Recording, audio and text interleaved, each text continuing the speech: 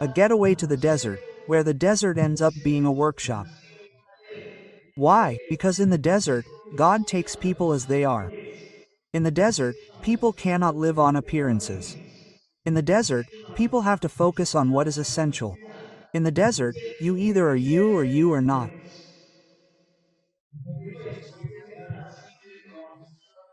And that is why sacred history will always show us a God who is a friend of the desert, because the desert ends up having the flavor of purification with a broken heart. Someone was telling me just now, Father, many people told me, I came here today with a broken heart. My response was, that's why God brought you. Thank goodness I'm not married, but just now I was looking in the mirror and one of you left me with a mark on my lips. I don't know which one of you it was.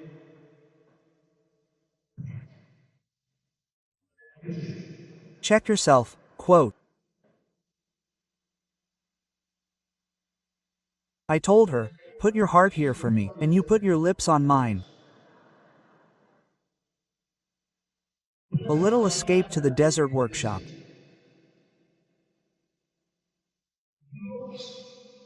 God, and we've seen it all morning, is experiencing deep pain.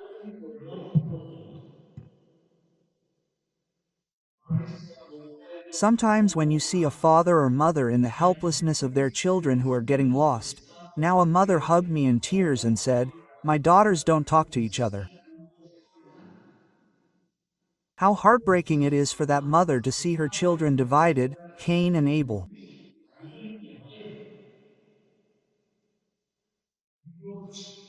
God feels the pain of a people who do not honor him, who do not recognize him, who do not love him, who do not give him a place. An ungrateful people who are trying his patience.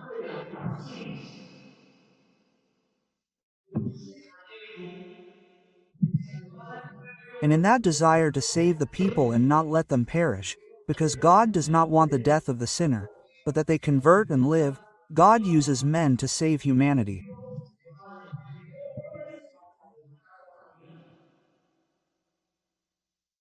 I always like to think that God uses people and I call them angels to save humanity.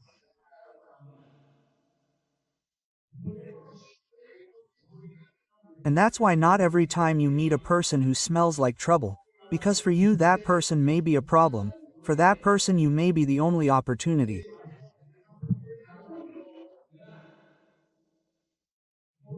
And that's why we can't always get into the dynamic of discarding. This person is useless, this person is like that, this person has this vice, this person has this sin. Why? Because you could be the only opportunity in that person's life.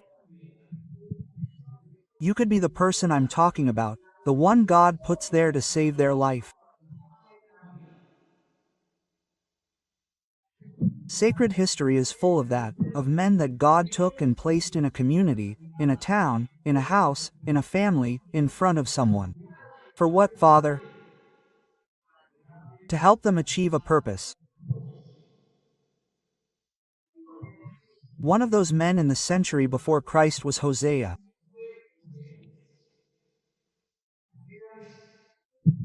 In other words, a prophet who is going to be placed in a community to help restore the broken hearts of the people. So, look how the book of Hosea begins.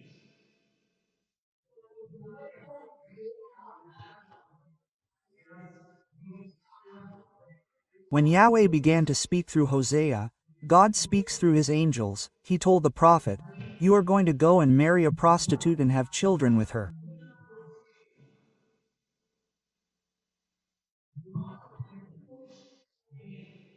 In the book of Hosea there is something very beautiful.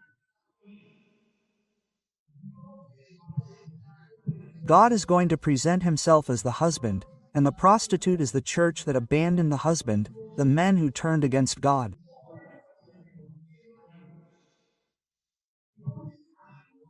So here Hosea is the prefiguration or the representation or the one who acts in the name of God. Go marry a prostitute. You are going to have children with that prostitute because the country is becoming a prostitute.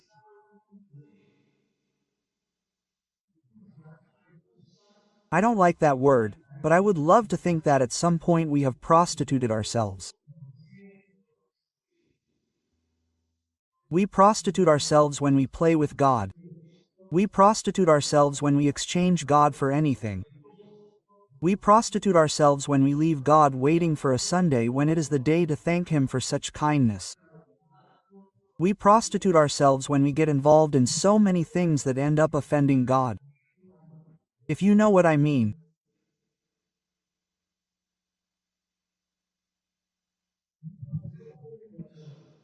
When hearts are broken and people are heartbroken, it is necessary to bet on an alliance.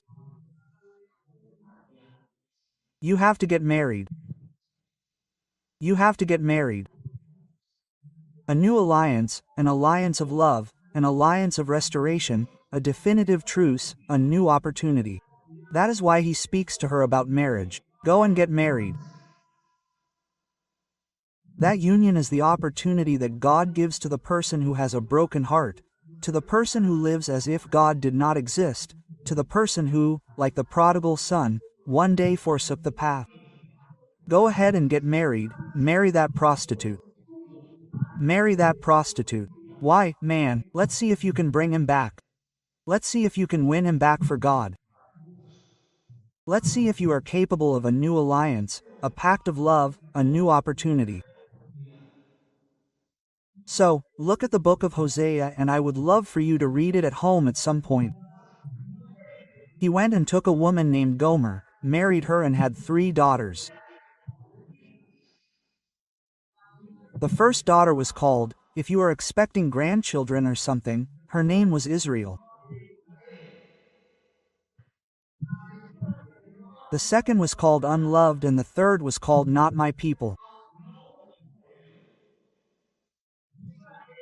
And Israel refers to a place of unloved death, the word says so, and not my people. It is the denial of the people as a community of God. So, look at this interesting thing. He goes and marries a woman, has 3 children.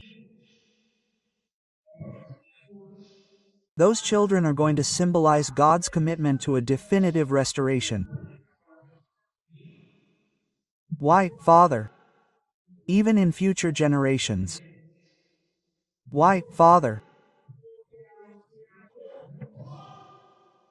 Because those who are not now, not my people, not beloved Israel, are going to be given the opportunity to become.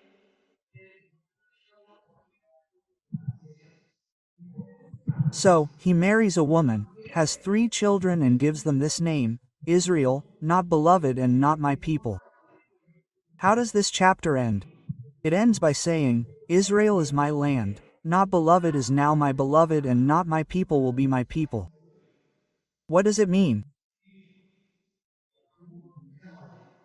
That when one opens oneself to God and allows oneself to be touched by the mercy of the Lord ends up simply giving us an opportunity. He took that woman, had 3 children with them and gave them an opportunity to become what they were not. But one day in the midst of pain the husband speaks. The husband's heart is broken. If any of you have ever experienced infidelity, you know what infidelity means. And that doesn't mean you start looking askance at the other person. It doesn't mean that you've probably already accepted it, overcome it because you're mature and you did very well. But how does infidelity hurt? It's because you look the other way. It's because you broke the covenant you made with me. The husband feels that pain because his wife is sleeping with others, because she's prostituting herself to him. So, look what the husband says. Who is the husband? God. He is God. The husband is God. Accuse your mother.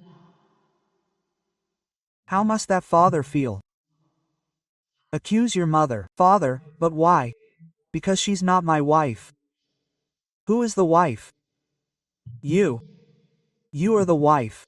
And God is telling her, accuse her because she is no longer my wife. You are no longer mine. You left me, you got away from me, you twisted yourself, you turned your back on me. Accuse her because she is no longer my wife. But you know what? I am not her husband either. How painful must God be when speaking in the book of Hosea? You are no longer my wife, but I want you to know that I am no longer your husband. Who loses? God does not need you. But without that husband, we are broken, lost. There is a rupture of the heart with God. There is a rupture of affections, of gratitude. And listen to me say this about memory. How can one forget what God has done? How can you forget that God was there when everyone left? How can you forget that when scarcity came, you never lacked anything? Because God's providence does not fail. One does not forget that, and that is why he is going to tell her, look, accuse your mother, tell her to cleanse herself of the infidelity etched on her face and to throw out the impurity that clung to her breasts. Restoration begins in the heart of a person, of a people, of a family, of a marriage. Restoration begins with a commitment to cleanliness. Let us all purify ourselves. We have to cleanse ourselves, we have to let go, and we have to choose God instead of the world. Tell your mother to cleanse herself, the husband tells her. And a process of conquest in pain begins. Tell her to cleanse herself because if not, I will undress her and leave her naked. I know many people who have not been able to get up. I know stories of people who have not been able to fight or prosper. Life has stripped them and left them with nothing. Why, Father? Because this does not work without God. This does not work without God. Tell your mother that if she continues living like this, I will undress her, I will leave her naked and with nothing, like when she was born. Then it will be the same, then a desert. Listen, he's not telling you it'll be like a field or a paradise. It's going to be a desert, a land without water, and you're going to die of thirst. And I'm not going to love your children anymore. How painful. Don't count on me. I'm not going to love your children anymore because they are children of prostitution. The hardening of a person's heart, those people who are reluctant to God, who believe that they can do it without God, calm down, my friend, because life takes care of you. The hardening of a person's heart only brings misery, and life ends up taking away from the one who is not capable of giving. One cannot be arrogant before God. Fight with whoever you want, fight with whoever you want, beat up and break noses, but with God. With God to whom we owe so much. With God to whom we owe nothing but gratitude. Without God this doesn't work. And look, the husband keeps talking. How could that man have a changed heart? Nothing. She said, let me go with my lovers. Listen, then, to the husband begging and she running away. Let me go with my lovers. Why? Because they give me my bread and my water, my wool and my flax, my oil and my drink. Shameless me. Let me go with my lovers because they support me. Wait what he tells you. In all of us there is a mania, a great mania called ingratitude, and it ends up walking hand in hand with obstinacy. Many times the ungrateful person is a provocateur of God. Let me go with my lovers, who support me, give me groceries and provide for me very well. And when the husband hears that, look what he tells you. This is the reason for many obstacles on the road. And what easily occurs to you sometimes is to think that they are doing things to you. No, they are not doing anything to you. It is that you have let go of God. You have divorced God. You have told your husband, God, no more, I want nothing to do with you. I have my little things kept. Look what he tells you. That's why I'm going to block your path with thorns. How scary those challenges to God are to me. And I'm going to fence you in so that you can't find any more paths. There are people who have been able to find the path for me and they are 40, 50, 60 and they never found the path. Someone who lets go of God and petrifies their heart is someone who doesn't know where to go. Where am I going, Father? And that's why those are the people who have a debt to themselves and keep some claims in their conscience when they see their hands empty. The paths are confusing and the view is clouded. I let go of God in my heart and I don't know where to go. The word says, she will pursue her lovers and not catch up with them. She will try to find them, but in vain she ends up alone. Quote, you end up alone far from God. God ends up imposing himself. He's not just anyone painted on the wall. He ends up imposing himself as the only true love, as the only good love. Then, one day, the wife, tired of seeing that the paths are closed to her, tired of seeing that the opportunities don't come, tired of seeing that pain in her heart, one day, making a dent in her heart, she's going to say, I'm going to get up, man, and I'm going to go back to my first husband.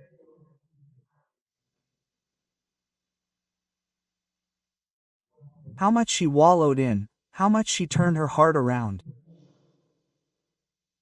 And I'm not referring to men, I'm referring to vices, attachments, situations that end up separating us from God. How many have we wallowed in? I'm going to get up and go back to my first husband. Father, and that woman, why did she make that decision? That woman made that decision because she realized it and the word says so, because things were better for me with him than they are now. I don't know why people end up letting go of God to go drink from other sources. In Paisa we say, stop eating meat, stop eating bones. Things were better for me with him. That decision of the church, of the woman in this text is wonderful. She went into herself and was able to say, I suffer a lot with these men and with that one I had everything. I'm going to go back to him, I'm going to go back to God, I'm going to go back to my first husband. Quote, and this is where the heart begins to be enlightened. It is the prodigal son's awareness. I will rise. I will return to my father's house and I will say to him, Father, I have sinned against heaven and against you. I am no longer worthy to be called your son. Omel, the husband, continues in pain. And look what she says. She did not see that I was the one who gave her the wheat, the wine and the oil, and she thought that others gave them to her. Listen to that. She thought that others were the ones who gave them the little market and it was me. She thought that. And I am the one who gave her the wheat, the wine and the oil, and who provided her with abundant silver and gold that she used to make her gods. With what I gave her, she went to spend it on others and built calves for the gods, for the Baals. Her heart is very sore, very sore. We do not recognize the actions of God and sadly we put blessings at risk by using them for evil. As a person who is blessed by God, who is of the Eucharist, who has a beautiful marriage, who has children, who has a good wife and a husband by her side, they go to visit witches. That's it. Don't play with the blessing. Don't play with the blessing. I gave it to her and she used it for evil, for her Baals, for her personal gods. When God has blessed me so much, I don't play with the blessing. When God has blessed me so much, I don't go to those strange places where I'm challenging God. It's because when I go to those places, I'm telling God, look, my son, you're here, get out of here, you're of no use to me. That's what I do with God when I go to those places. And God reproaches you here. You thought it was others who gave to you, and I was the one who kept your fridge and pantry full. I was the one who made you get up every morning, and you thought it was someone else. That's why I'll come to get my wheat back. It's God speaking, speaking to the ungrateful, crooked wife who cheated on you. I'll come to get my wheat back in the harvest and my new wine in the vintage. I'm coming for what's mine.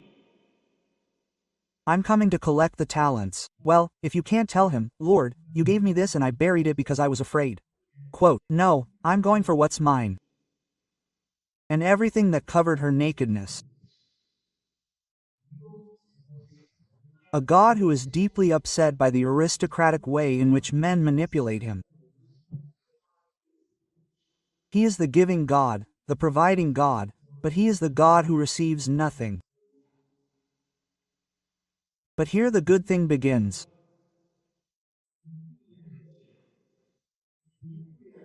In the midst of pain and anguish and emptiness of heart, the mercy of the Lord appears.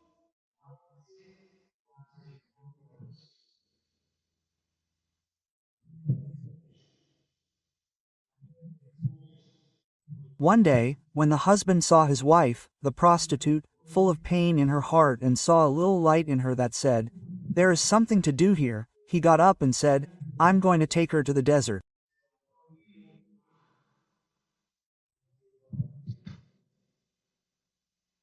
This is a very beautiful thing. Another says to him, you know what? Yes, he throws her away, turns his back on her. No, God tells him, you twisted me, you made my heart ache, you caused me tears, but I love you, I'm going to take you to the desert and there I will speak to your heart.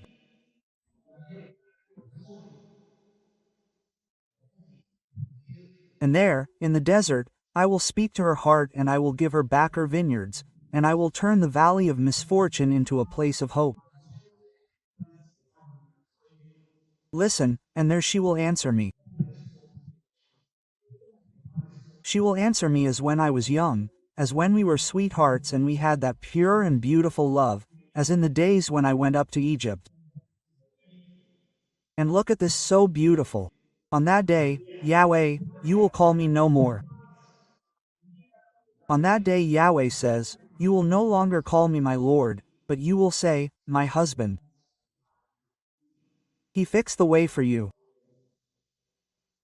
I will take her to the desert, I will win her back, I will speak to her heart, you will respond to me as in the days of youth, and then you will say to me, come, then, you are my husband. That is God. A broken, shattered heart, and God brings us to a desert to tell us, come, I will fix that for you. Let's make peace. It's time to reconcile with God. Let's make peace. And then I'll finish. Look how beautifully he says this. I will remove the names of the Baals from his tongue. You will no longer utter any names other than mine, so that he will not remember those names anymore. I will marry you forever. We will be lovers forever, forever, forever. Justice and righteousness will unite us together, along with love and tenderness. I will marry you with mutual fidelity, and you will know who Yahweh is. I will sow for myself in the land of Israel. Yes, Israel was the place of unsowing, but now I will sow. I will have compassion on the unloved, and I will say to her, you are my people, and she will answer me, you are my God. Such a beautiful thing. The prostitute who let herself be found by God, the cursed one who ended up being blessed, the disregarded one who ended up being recognized with blessings and thank God. And that's what a person does when they return to the Lord, when they understand that their heart doesn't belong to them, it belongs to God. And if it's from God, it has to be a very beautiful heart, like when He gave it to us in the beginning.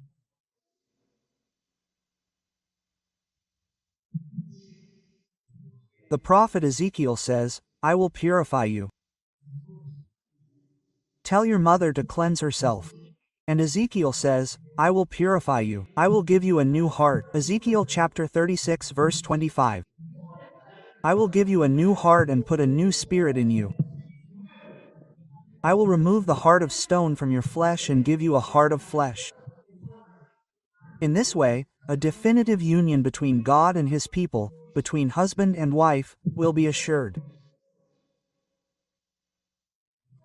I will cleanse you and I promise you a new heart and a new spirit.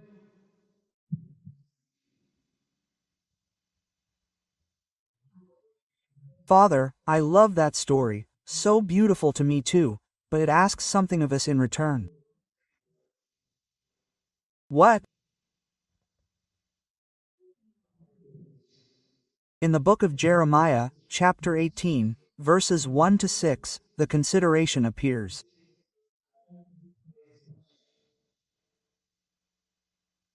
I want God to restore me like this.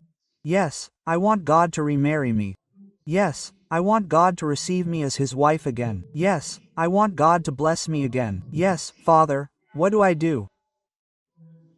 So, look, the word from Yahweh was addressed to me, it was addressed to Jeremiah. Rise up. Pay attention. This is the task. Rise up, go down to the pottery, to the workshop, which there I will make you hear my words. It is not for nothing that you are here. God brought you to the workshop in the desert and is telling you, do you want to remarry me? Shall we make an alliance, a pact? Quote, yes. So, do me a favor, go to the workshop, come down. That is the first thing, you have to come down. We are very conceited. You have to humble yourself. Come down to the workshop, where I will make you hear my words. Many times the only way to hear the word is by bending down in humility, with your feet on the ground. So he says, I went down to the pottery shop, to the workshop, and I saw that the potter was working on the wheel. He went down and saw a week already with that clay there, molding it and making beautiful vessels.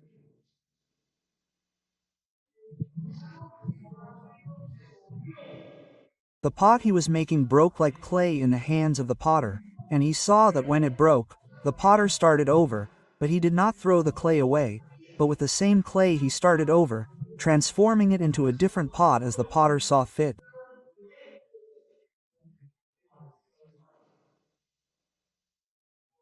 When God finds you, He finds you with your heart turned around, nothing, He doesn't throw you away, He takes you with His heart and begins to rebuild you again. Then, the word of Yahweh was addressed to me in these terms. I cannot make with you, house of Israel, the prostitute is speaking. Just like this potter. Look, as clay is in the potter's hands, so are you in my hands, house of Israel.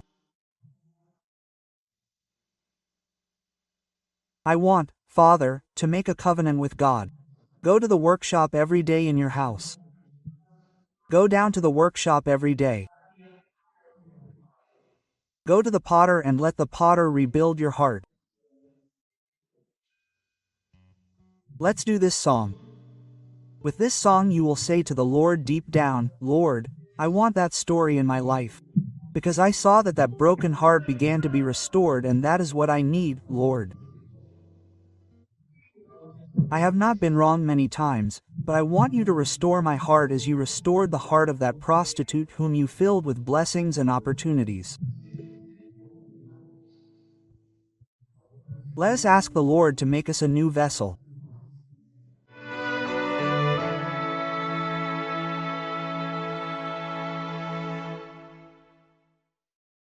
Y quiero proponerles entonces desde el Evangelio 7 pasos que un empresario debe tener en cuenta para que su empresa sea próspera. El mejor empresario es Jesús. ¿Quién es el mejor empresario? Ese es el mejor, ese es el duro. es que Él sabe cómo hacerlo. El mejor empresario es Jesucristo. Y el evangelio que les leí me muestra a mí esos elementos que hay que tener en cuenta para que mi empresa sea siempre próspera. Primer elemento: no abandone nunca la barca en las pruebas y dificultades. Escuche cómo comienza el evangelio. Cuando Jesús oyó que lo que le habían hecho a Juan el Bautista, subió a una barca y se fue a donde pudiera estar solo. Primer elemento que yo le propongo a usted para el 2024: no abandone nunca la barca en las pruebas y dificultades. Padre, ¿y qué le pasó a Jesús? Que está tristísimo, hombre. ¿Qué le pasó, padre? Le acabaron de matar a Juan el Bautista. Herodes le mandó a mochar la cabeza. Entonces por eso comienza el evangelio diciendo: cuando Jesús oyó lo que le habían hecho a Juan el Bautista, se subió a la barca y se fue a un lugar solito. Muchas personas, cuando llega una prueba o una dificultad, porque pareciera que estuviéramos condenados a que siempre nos fuera bien, a que siempre tuviéramos ingresos abundantes, a que siempre la cuentecita estuviera bollante, a que me pasaran informes muy halagadores al atardecer. No. Cuando llegue la prueba y cuando llegue la dificultad, tenés que estar montado en la barca y no te desmontas de ahí, no te bajas. Jesús está triste y pudo haber dicho: yo me voy para mi casa a dormir y me aíslo de todo el mundo. No, se montó en su barca y fue capaz de irse a fortalecer a un lugar aparte en Dios. Jamás en medio de los reveses suelte la barca, porque hay personas que están esperando usted cómo agarra el timón y de qué manera usted es capaz de llevar esa barca a un puerto seguro. No se baje de la barca, no la abandone. Segundo elemento, son 7. Jesús bajó de la barca y vio que allí había una gran cantidad de gente. Entonces tuvo compasión de ellos y sanó a los que estaban enfermos. Segundo elemento: lo primero que hay que cuidar son las personas. Usted no tiene por qué meterle todo el tiempo y gastar todo el tiempo cuidando una máquina. Cuide primero las personas, porque las personas son el verdadero capital que hay que salvaguardar. Y ustedes con humildad tendrían que reconocer que muchas de sus personas se hicieron prósperas porque tienen a su lado personas muy calidosas. Cuiden esas personas. Esas personas los han hecho a ustedes crecer. Y muchas de esas personas hicieron que ustedes pudieran saborear la victoria cuando fueron ellos los que muchas veces le metieron el pecho a esas duras batallas. ¿Qué hizo Jesús? Se montó en la barca, luego se bajó de la barca y empezó a cuidar, a sanar las personas. Tercer elemento: llegarán momentos de encrucijada. Uno no puede estar solamente preparado para ganar. También uno tiene que estar preparado cuando la vida lo ponga a perder. Tercer elemento: llegará el momento de encrucijada. Cuando empezaba a atardecer, miren pues, los discípulos se acercaron a Jesús y le dijeron: Señor, estamos en un lugar solitario y se está haciendo tarde. Dígale a la gente que se vaya a los pueblos y compren comida. ¿Qué hace Jesús con ese cocao de gente ahí? Mujeres, hombres, niños. ¿Qué problema tan grande? Y a veces a usted se le presentan situaciones como esas, momentos en los que la vida te pone contra la pared y vos no sabes qué hacer.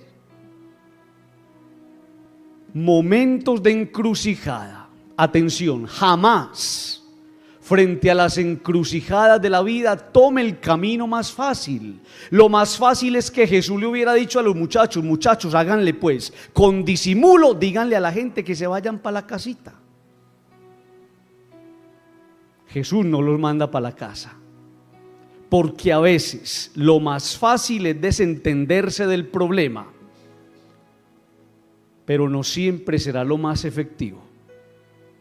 A veces lo necesario es darle la cara al problema, y Jesús le da la cara al problema.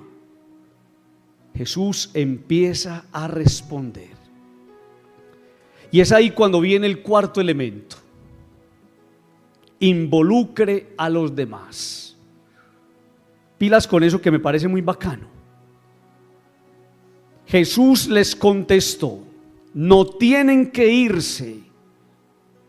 Y les tiró el balón: denles ustedes de comer. Involucre a los demás. A veces, cuando llega una situación difícil a mi empresa, yo empiezo a morirme solo en la angustia de darle respuesta a esa situación. No, señor, la empresa somos todos. Entonces aprenda a mirar esas circunstancias difíciles en equipo y no se eche las cargas solo. Entre todos es más fácil. Denles ustedes de comer. Quinto elemento o quinto punto. Los discípulos le dijeron: no tenemos más que 5 panes y 2 pescados. Y Jesús les dijo: tráiganlos aquí. Quinto elemento: trabaje con lo que tiene y sea estratégico. No se ponga a abrir puertas que a veces lo que van a hacer es comprometer su tranquilidad. No se empeñe cuando usted no tenga una buena manera de calcular el asumir esa puerta que está abriendo. Sea estratégico y cree alianzas. A ver, ¿quién es el que tiene los panes? Yo. Tráigalos pues para acá, llave. Y los pescados, venga pues. Eso se llama crear alianzas. Usted pone los panes, usted pone los peces y yo hago el milagrito. Amigos, así trabaja Dios. Ponga usted lo que tiene, haga usted lo que sabe hacer, pero deje que Él haga lo demás. Sexto elemento, y este me encanta. Luego de ordenar que la gente se sentara sobre la hierba, Jesús tomó los 5 panes y los 2 pescados. Miró al cielo y dio gracias a Dios. Después partió los panes y se los dio a los discípulos para que ellos los repartieran a la gente. Sexto elemento: procure en su empresa siempre el orden. Hay personas que manejan la empresa como si fuera una botica o una cacharrería. Miren a Jesús tan ordenado. Qué cosa tan bella, hombre. En medio de ese gentío Jesús pudo haber dicho: bueno, organícense ahí como puedan. No. Le ordenó a la gente que se sentaran en la hierba. Tomó los panes, los peces, miró al cielo, dio gracias a Dios y después empezó a partirlos. Y le pudo haber dicho a la gente: vengan pues para acá todos, agarren. No. Se los dio a los discípulos para que ellos se los repartieran a la gente. Hay que ser ordenados. Y a veces hay que reconocer tristemente que muchas empresas o emprendimientos no prosperaron porque yo no soy una persona ordenada. Séptimo: todos comieron hasta quedar satisfechos. Y cuando los discípulos recogieron los pedazos que sobraron, llenaron 12 canastas. Séptimo elemento: no desperdicie nada. Atención con esto. Hay personas que cuando ven que les está yendo muy bien, se vuelven muy botados. No desperdicie nada, no al derroche. Es necesario vencer la tentación del despilfarro. Hay que aprender a manejar la empresa con mucha responsabilidad. No es casualidad que nosotros estemos acá. Y no es casualidad que a nuestra vida llegue esta palabra. Seguramente es la palabra oportuna que todos nosotros estamos necesitando. Y vale la pena decir que cuando hemos perdido la fuerza, incluso la esperanza, necesitamos un aliento de vida, una luz. No nos la sabemos todas, una pista en el camino. Porque es que el camino es largo. Y decía la primera lectura del domingo, y te falta mucho por caminar. Y entonces cuando nos presentamos delante del Señor frágiles, miserables como somos, solamente nos queda decirle a Él: ayúdanos pues, háblanos. Porque es que a veces este camino es muy confuso.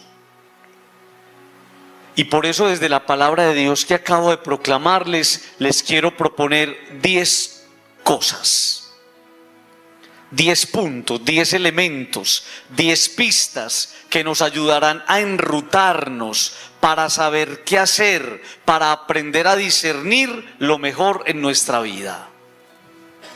Y quiero que cada uno con su corazón atento en el Señor, pensando que Dios le está hablando a usted. Dios no le está hablando a esta cantidad de personas en masa, no.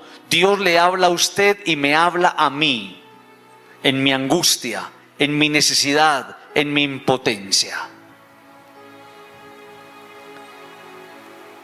Primera pista que nos da el Señor. Nos dice: hijo mío, cuando te acerques al temor de Dios, prepárate para las pruebas. Una persona no puede pensar que estar con Dios es estar libre de pruebas. Y es una advertencia maravillosa que nos hace el Señor. Estar con Él no significa vernos libres de problemas.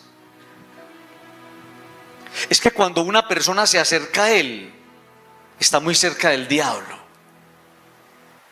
¿Sabe por qué? Porque el diablo te va a pisar los talones para que no te acerques a Él. El diablo, como león rugiente, está buscando a quien devorar. Por eso cuando uno se acerca al Señor, cuando uno incrementa la oración, cuando uno recibe la bendición, cuando uno empieza a vivir a la manera de Dios, empieza a vivir más los ataques. Y vale la pena entender entonces que elegir a Dios significa correr un riesgo muy bacano. ¿Cuál riesgo, Padre? Que inicias una batalla. Yo me meto con Él, pero cuando me meto con Él empieza una guerra tremenda. ¿Contra quién, Padre? Contra el maligno y contra las tentaciones. Y entonces el Señor en el camino, en medio de las pruebas, nos va haciendo entender una cosa maravillosa: que Él no nos va a garantizar un camino libre de obstáculos, pero sí nos va a garantizar que no nos va a dejar solos. Nos garantiza su presencia. Segunda pista, en esa lectura preciosa que les compartí, nos dice el Señor, porque conoce nuestra vida, conoce nuestro interior, conoce nuestros miedos, nuestros desvelos, nuestros trasnochos. Nos dice el Señor: mantén el corazón firme. es que ese corazón a veces es un corazón supremamente cambiante. Mantén el corazón firme. Y yo recuerdo una lectura preciosa de la Sagrada Escritura de San Pablo cuando nos dice que no tiemble vuestro corazón. Que no tiemble el corazón, mantenga ese corazón firme, que no tiemble. Padre, dígame cómo hago para que no tiemble mi corazón. Y me dice el Señor, crean en mí. Cuando una persona cree en Dios, el corazón empieza a experimentar una estabilidad extraordinaria. Que no tiemble el corazón. Necesitamos un corazón firme. ¿Firme en qué, Padre? En las promesas de Dios. Es que yo le hago una pregunta a usted que lo sostiene, a mí que me sostiene, si no es lo que Él nos ha dicho. A usted que lo sostiene, si no es la palabra de Él que nos invita a esperar en Él. Por eso cae uno en la cuenta que la firmeza la da la estabilidad. Y algo es estable cuando es sostenido. Si tu corazón está sostenido por Dios, tu corazón no va a temblar. Y déjeme le hago una pregunta. ¿A ti quién te sostiene? ¿Quién te está sosteniendo en este momento? ¿En quién has puesto tu fuerza? ¿En quién has buscado tu equilibrio? ¿En quién has depositado tu confianza? ¿En quién distinto a Dios? Tercera pista en esa lectura extraordinaria. Nos dice el Señor, sé valiente. Pucha, qué cosa tan linda.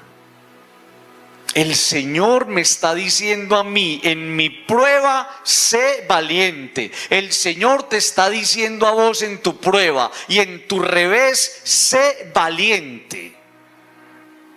La palabra valentía o valiente viene del latín valentis, que significa fuerte, robusto. Y miren qué cosa tan preciosa, que no tiene miedo. Padre, dígame por qué no tiene miedo. Porque está en las manos del que venció el miedo desde la cruz. Yo no puedo tener miedo, porque estoy en las manos del que desde la cruz venció el miedo, el mal, la muerte y la enfermedad.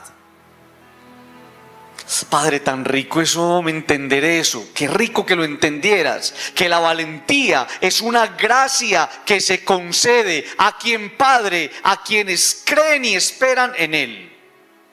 Por eso no todo el mundo la tiene. Por eso uno en el camino de la vida encuentra tanta gente tumbada y derrumbada. Por eso uno en el camino de la vida encuentra tantas personas que se rindieron tan fácil. La valentía es una gracia que se le concede a los que creen y esperan en Él. Por eso ser valiente significa entender que hay alguien que está dando la pelea por mí. Por eso yo no me puedo derrumbar. Y por eso yo no me puedo patraciar. Y por eso yo no me puedo arredrar. Hay alguien que me dijo, déjame pelear pues por vos. Y ese alguien que no defrauda es el Señor. Cuarta pista. Para fortalecernos, para vencernos, para no desanimarnos, nos dice el Señor, no te asustes en el momento de la prueba. Yo no sé la prueba por la que usted está pasando, en su casa, en su vida personal, en su matrimonio, en su noviazgo, en su trabajo o en su empresa. No sé usted por qué está pasando, la verdad yo no lo sé. Pero Él sí lo sabe y le manda a decir, no te asustes en el momento de la prueba. Padre, deme una razón para no asustarme, que los resultados no dependen de ti. Usted no ha caído en la cuenta de eso. Es que hay alguien que está trabajando por usted. Hay alguien que madrugó hoy a trabajar en su problema. Padre, ¿y entonces qué pasa? Que yo me lleno de miedos, que usted no cree y no espera.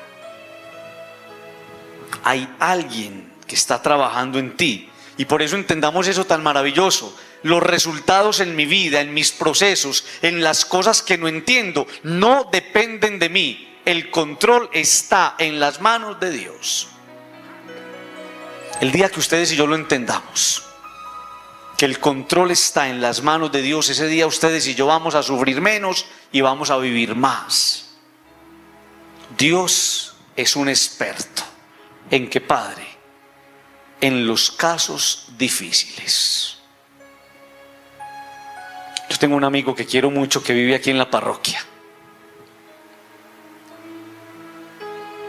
Y cuando se presentan unos gallos aquí a nivel de arquitectura o a nivel de problemas en edificación o de linderos o cosas, pásame ese caso a mí, que es que esos son los que a mí me gustan, esos galludos. Esos son los gallos que le pasamos a él. Los casos difíciles que usted siente que no tienen solución, que le superan sus expectativas, que a veces sientes que no vas a tener control y capacidad de manejo, son los que le encantan a Dios. Por eso no te asustes en la prueba, porque hay alguien que lo hace mejor y no depende de vos. Quinta pista, qué cosa tan bella. Mire lo que me dice la palabra que yo acabé de escuchar: pégate a Él. Estoy pasando por una prueba, péguese a Él. Estoy pasando por una necesidad, péguese a Él. Siento que no soy capaz, péguese de Él. Me acabaron de diagnosticar una enfermedad, péguese de Él. Mi matrimonio se está desbaratando, péguese de Él. Me dijeron que me van a hacer esto, péguese de Él. Estoy amenazado, péguese de Él. Me están chantajeando, péguese de Él.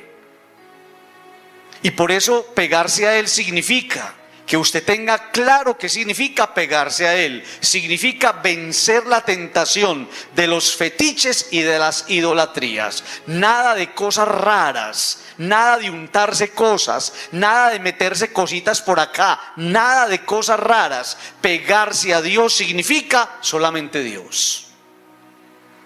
¿Usted cree eso? ¿Ustedes creen eso?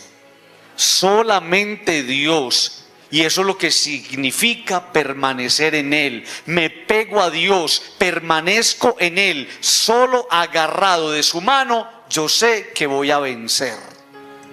¿Cuántas batallas perdidas porque usted se agarró de la mano de Dios, pero su otra mano estaba agarrada a otra cosa? Perdiste. Y es aquí donde vale la pena recordar lo que nos ha dicho el Evangelio. Permanezcan en mí, dice Jesús, porque sin mí nada podéis hacer. Me pego de Dios como la rama que se pega al tronco. ¿Por qué, Padre? Porque sin mí nada podéis hacer. Sexta pista, me dice la palabra: no lo abandones. ¿A quién? A Dios. No lo abandones. Porque, Padre, porque el amor verdadero, el amor fiel, el amor limpio del bueno sabe quedarse. No te alejes de Dios. No lo abandones. Yo no abandono a Dios. Porque cuando abandono a Dios, muchas veces la vida termina abandonándome a mí. Y es cuando siento que la vida me pone contra la pared. No lo abandones, porque lejos de Dios se enfrían las fuerzas y las motivaciones. Entra uno en un desgano que no provoca nada. No abandone a Dios. Es que no es justo que seas así con Él. Sin Él le ocurre a usted lo que le ocurren a los planetas que están más lejos del Sol. Son hielo. Y hay vidas de personas que son eso. Frías, témpanos que no provocan nada. Y miren qué cosa tan triste. Abandonar a Dios significa abandonarse a la suerte de un mundo incierto. Con Dios vos estás seguro. Cuando te abandonas de Dios y abandonas a Dios, quedas a la deriva, a la suerte de un mundo que va a coger y te va a dar una patada donde vos y yo sabemos. Séptima pista. Mire qué cosa tan bella. Acepta cuanto te suceda. Padre, a mí me cuesta tanto eso, hombre. Claro, ¿sabe por qué le cuesta? Porque la aceptación es una gracia. ¿Y qué es eso, Padre? Es leer en clave de fe los designios de Dios. Por alguna circunstancia que usted y yo no entendemos, eso está pasando. Pero Dios sí lo sabe. Y eso es lo que se llama aceptación. Aceptar es decirle a Dios que esperamos en Él, que todo lo hace bien. Es que yo no estoy esperando en el Señor de la esquina. No, ese Señor me va a quedar mal, hombre. No, yo espero en el Señor de arriba, que Él todo lo hace bien. Aceptar significa creer que todo lo que sucede en Dios tiene un feliz desenlace. Eso es aceptar. Aceptar lo que me sucede es entender que todo lo que sucede va a tener un feliz desenlace en Dios. Octava pista, me dice la palabra, confía en Dios. Confía en Dios, qué cosa tan extraordinaria. No es fácil confiar, qué cosa tan galluda, difícil. No es fácil, pero es la mejor salida. Es saber que puedes esperar en alguien. ¿En quién esperan los que no creen? No es fácil confiar, pero siempre en tu angustia, cuando el mundo te cierra las puertas, es la mejor salida. Es decirle a Dios, ¿sabe qué, Señor? Hágalo usted, hermano, porque estoy convencido que usted lo hace mejor que yo. ¿No le parece muy lindo eso? Eso es confiar en Dios. Hágalo usted porque yo no soy capaz de hacerlo como tú lo haces. Confiar significa fiarse de alguien. Es la fiducia, es fiarse de alguien. Ese alguien no es cualquiera. Yo me fío de alguien, pero es que ese alguien no es cualquiera. ¿Cómo así, Padre? ¿Quién es? El que dijo que era el Salvador, hombre. ¿Cómo no vas a confiar en el que dijo, yo soy el Salvador? Que ha venido a levantarte, a rescatarte, a salvarte de donde te metiste. Novena pista. Dice la palabra, mire qué cosa tan linda. Esas cosas no me las inventé yo. Es la lectura que les leí del libro del Eclesiástico. Espera en Él. ¿Por qué me cuesta tanto, Padre? Hombre, porque la esperanza es una virtud propia del que ha rasgado el velo de la incredulidad. ¿Sabe usted cuándo aprende a esperar? Cuando aprende a creer. Claro, yo creo en Él, rasgué el velo, y porque creo en Él, soy capaz de esperar en Él.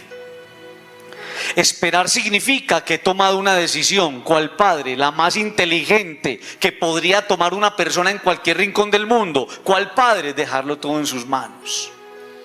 Dígame usted, ¿en qué mejores manos va a estar tu problema? ¿En qué mejores manos va a estar tu dificultad? ¿En qué mejores manos va a estar tu tristeza? ¿En qué mejores manos va a estar tu enfermedad? ¿En qué mejores manos van a estar tus hijos? ¿En qué mejores manos va a estar tu matrimonio si no en las manos de Dios? Padre, ¿y por qué esas son las mejores manos? Porque la esperanza en Dios no defrauda. La esperanza en Dios no defrauda. Siempre señala un camino. Cuando esperas en Él, se abre un camino promisorio. Décima pista, y así termina esa lectura. Qué cosa tan bella. Mire esto. Él iluminará vuestros corazones. Qué cosa tan bella. Después de todo esto, después de todos estos dolores, después de todas estas lágrimas, después de todos estos trasnochos y desvelos, Él va a ser capaz de iluminar tu corazón para que puedas ver la luz.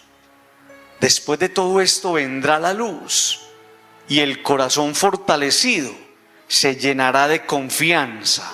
Entonces vos, que has estado como aturdido, sabrás qué hacer, cómo proceder, qué decir o qué responder. Y tu vida, que andaba en tinieblas, por fin va a ver con claridad. Cierre sus ojos.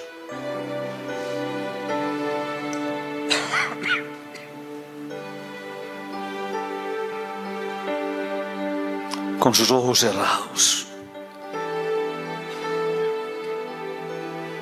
Le va a pedir al Señor esa gracia, ahí donde está. Señor, yo quiero esos 10 pasos en mi vida, los quiero ya, los necesito ya. Primero, necesito prepararme para las pruebas, porque te he elegido. Segundo, quiero un corazón firme. Tercero, quiero aprender a ser valiente. Cuarto, no me quiero asustar en las pruebas.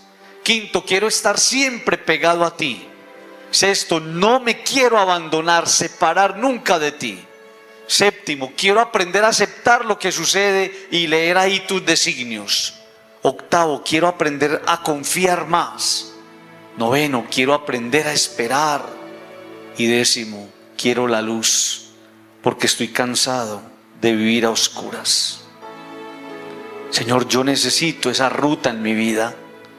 Señor, yo necesito esa palabra en mi corazón. Señor, yo necesito tu asistencia en este momento.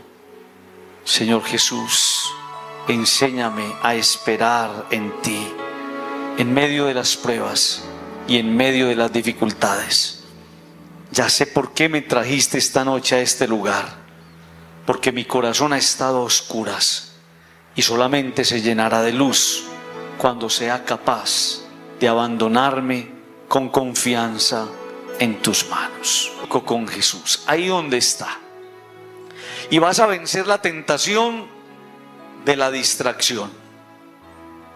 Si quieres cerrar tus ojos un momento y traer a este altar delante del Señor en su presencia tu necesidad, tu inquietud, tu tristeza, tu dolor, tu alegría, tu impotencia, tu proyecto, tu emprendimiento, los nombres, los rostros de las personas que tanto amas, lo vas a hacer.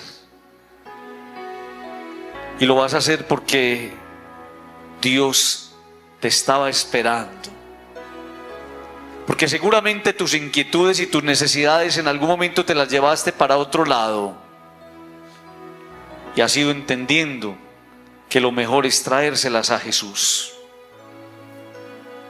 Porque Él está orando, porque Él está trabajando, porque Él no se cansa de trabajar, porque Él todavía no ha terminado, porque Él está haciendo su obra y la está puliendo, porque puede que hayan desajustes o que hayan cositas que no funcionan bien, pero Él es el hacedor, Él es el que tiene el control.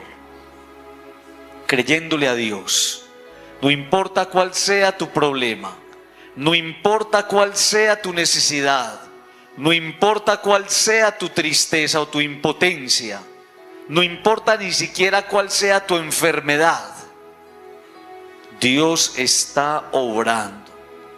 Y usted le va a decir eso a Él, le vas a decir: estás obrando en mí, yo lo sé, estás obrando en mí, yo lo siento.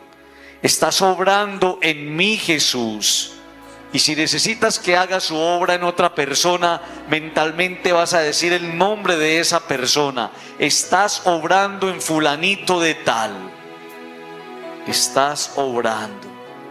Estás haciendo en esa persona tu santa voluntad.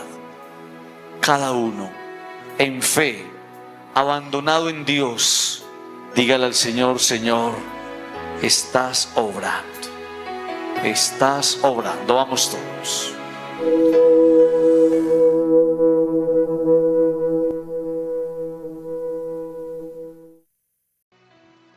It is no coincidence that we are here. And it is no coincidence that this word has come into our lives. Surely this is the word we all need at this opportune time.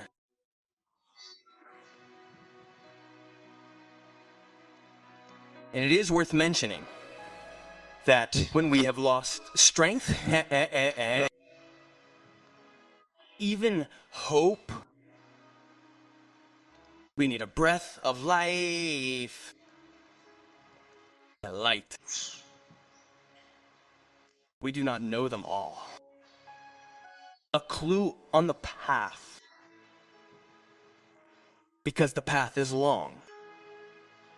And the first reading for Sunday says, and you have much further to go. And so when we come before the Lord fragile and miserable as we are, all that remains for us to do is say to Him, help us then, speak to us then. Because sometimes this path is very confusing. And that is why from the Word of God that I have just proclaimed to you, I want to propose 10 things, 10 points, 10 elements, 10 clues that will help us find the right path to do, to learn, to discern what is best in our lives. And I want each of you to keep your heart attentive to the Lord, thinking that God is speaking to you. God isn't directly speaking to this enormous crowd. No, not at all. God speaks to you and to me in my anguish, in my need, in my helplessness.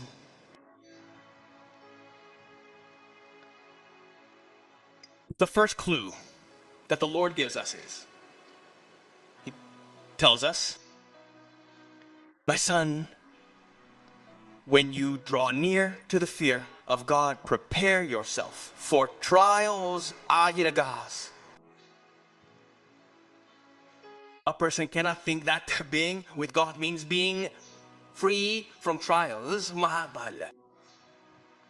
And it is a wonderful warning that the Lord gives us.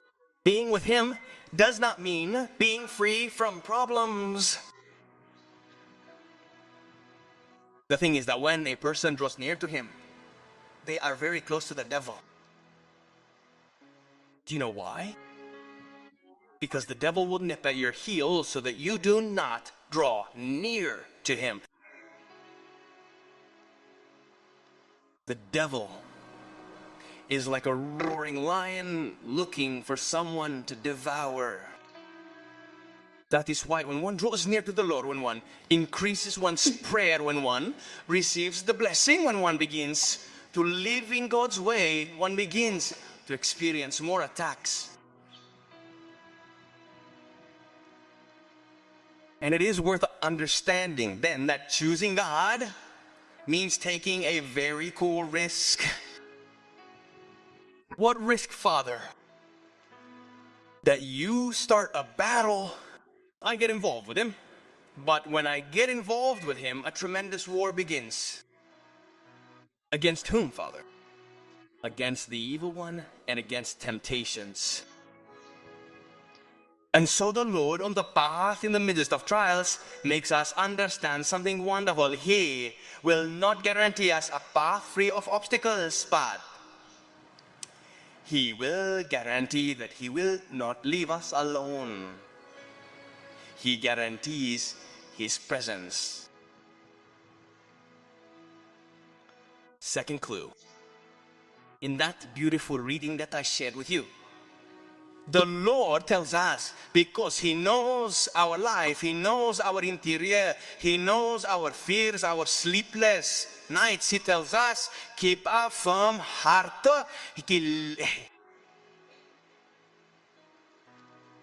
Because that heart is sometimes a supremely changeable heart.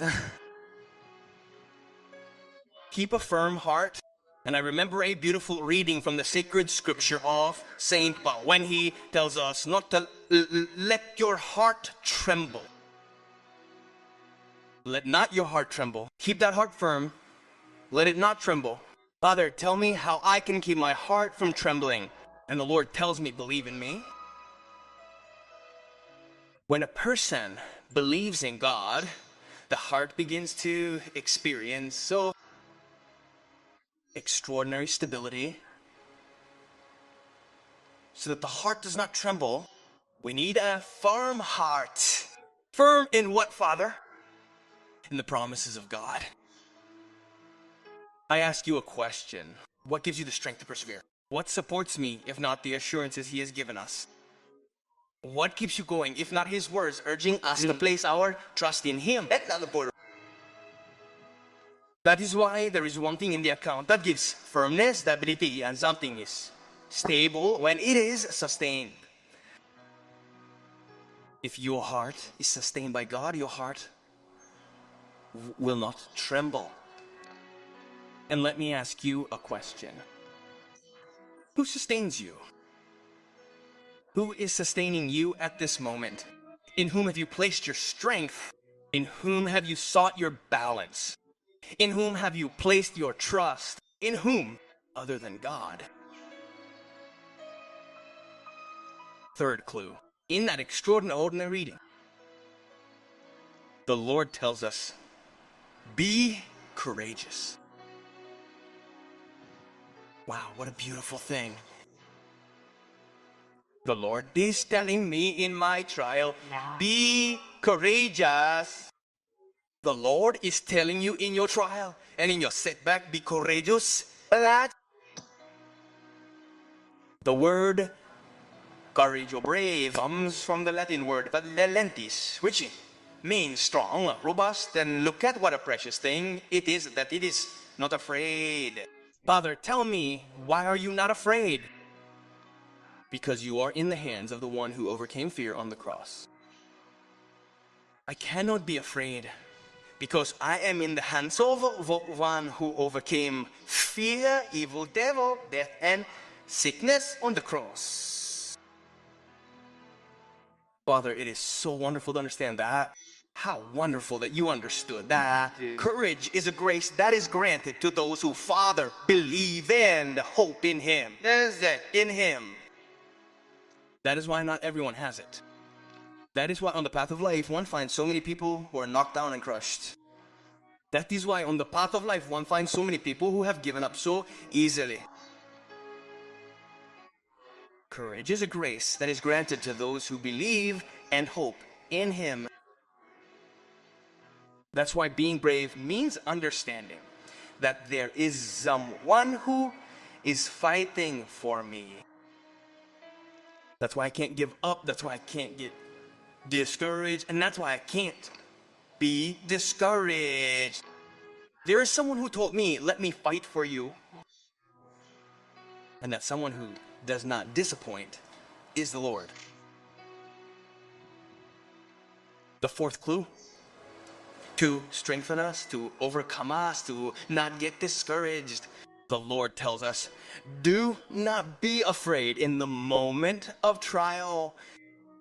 I do not know the trial that you are going through at home, in your personal life, in your marriage, in your relationship at work, or in your company. I do not know what you are going through. The truth is, I do not know, but He does know. And He tells you, do not be afraid in the moment of trial.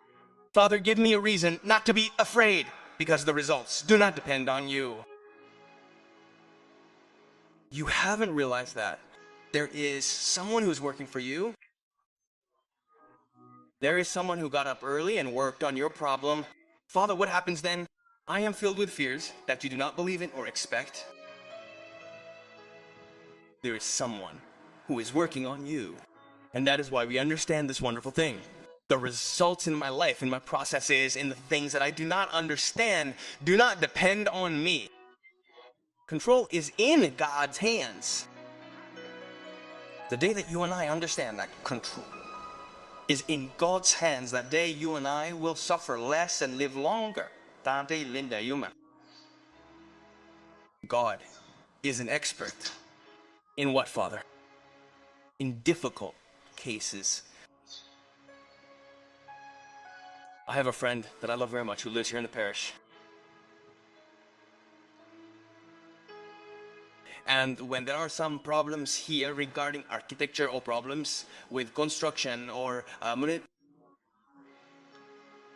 boundaries or things like that, he passes the case on to me because those are the ones I like, those big ones. Those are the ones that we pass on to him. difficult cases that you feel have no solution, that exceed your expectations, that sometimes you feel you will not have control and ability to handle, are the ones that God loves. Therefore, do not be afraid in the test, because there is someone who does it better, and it does not depend on you. Fifth clue. What a beautiful thing. Look what the word that I just heard tells me. Stick to him. I am going through a test, stick to him. I am going through a need, stick to him. I feel that I am not capable, stick to him. I have just been diagnosed with an illness, stick to him. My marriage is falling apart, stick to him. They said they are going to do this to me, stick to him. I am threatened, stick to him. They are, stick to him. And that is why sticking to him means that you are clear about what sticking to him means. It means overcoming the temptation of fetishes and idolatries. No weird stuff, no smearing things on yourself, no putting little things in here, no weird stuff. Sticking to God means only God. Do you believe that? Do you believe that? Only God. And that's what it means to remain in him. I stick to God. I remain in him. Only by holding on to his hand, I know that I will win. How many battles lost because you held on to God's hand, but your other hand was holding on to something else? You lost. And this is where it's worth remembering what the gospel has told us. Remain in me, Jesus says, because without me, you can do nothing. I stick to God like a branch that sticks to the trunk. Why, Father? Because without me, you can do nothing. Sixth clue, the word tells me, do not abandon him. Who? God. Do not abandon him. Why, Father? Because true love, faithful love, the pure love of the good knows how to stay. Do not turn away from God. Do not abandon him. I abandon God, because when I abandon God, life often ends up abandoning me, and that's when I feel like life is pushing me against the wall. Don't abandon him, because far from God, strength and motivation grow cold. One falls into a discouragement that provokes nothing. Don't abandon God. Your attitude towards him is just not fair. Without him, what happens to you is what happens to the planets that are farthest from the sun. Ice dies. And there are people's lives that are just that, cold. Cold icebergs that provoke nothing. And look how sad it is. Abandoning God means abandoning yourself to the fate of an uncertain world. With God, you are safe. When you abandon yourself to God and abandon God, you are left adrift at the fate of a world that is going to grab you and kick you where you and I both know. Seventh clue. Look how beautiful it is. Accept whatever happens to you. Father, that's so hard for me, man. Of course. Do you know why it's hard for you? Because acceptance is a grace. And what is that, Father? It is reading God's designs in the key of faith. For some circumstance that you and I do not understand, that is happening. But God does know. And that is what is called acceptance. Accepting is telling God that we hope in him, that he will do everything well. I am not waiting on the Lord on the corner. No, that Lord is going to make me sick. No, I hope in the Lord above, who does everything well. Accepting means believing that everything that happens in God has a happy ending. That is accepting. Accepting what happens to me is understanding that everything that happens will have a happy ending in God. 8th clue. The word tells me, trust in God. Trust in God. What an extraordinary thing. It is not easy to trust. What a difficult thing. It is not easy, but it is the best way out. It is knowing that you can hope in someone.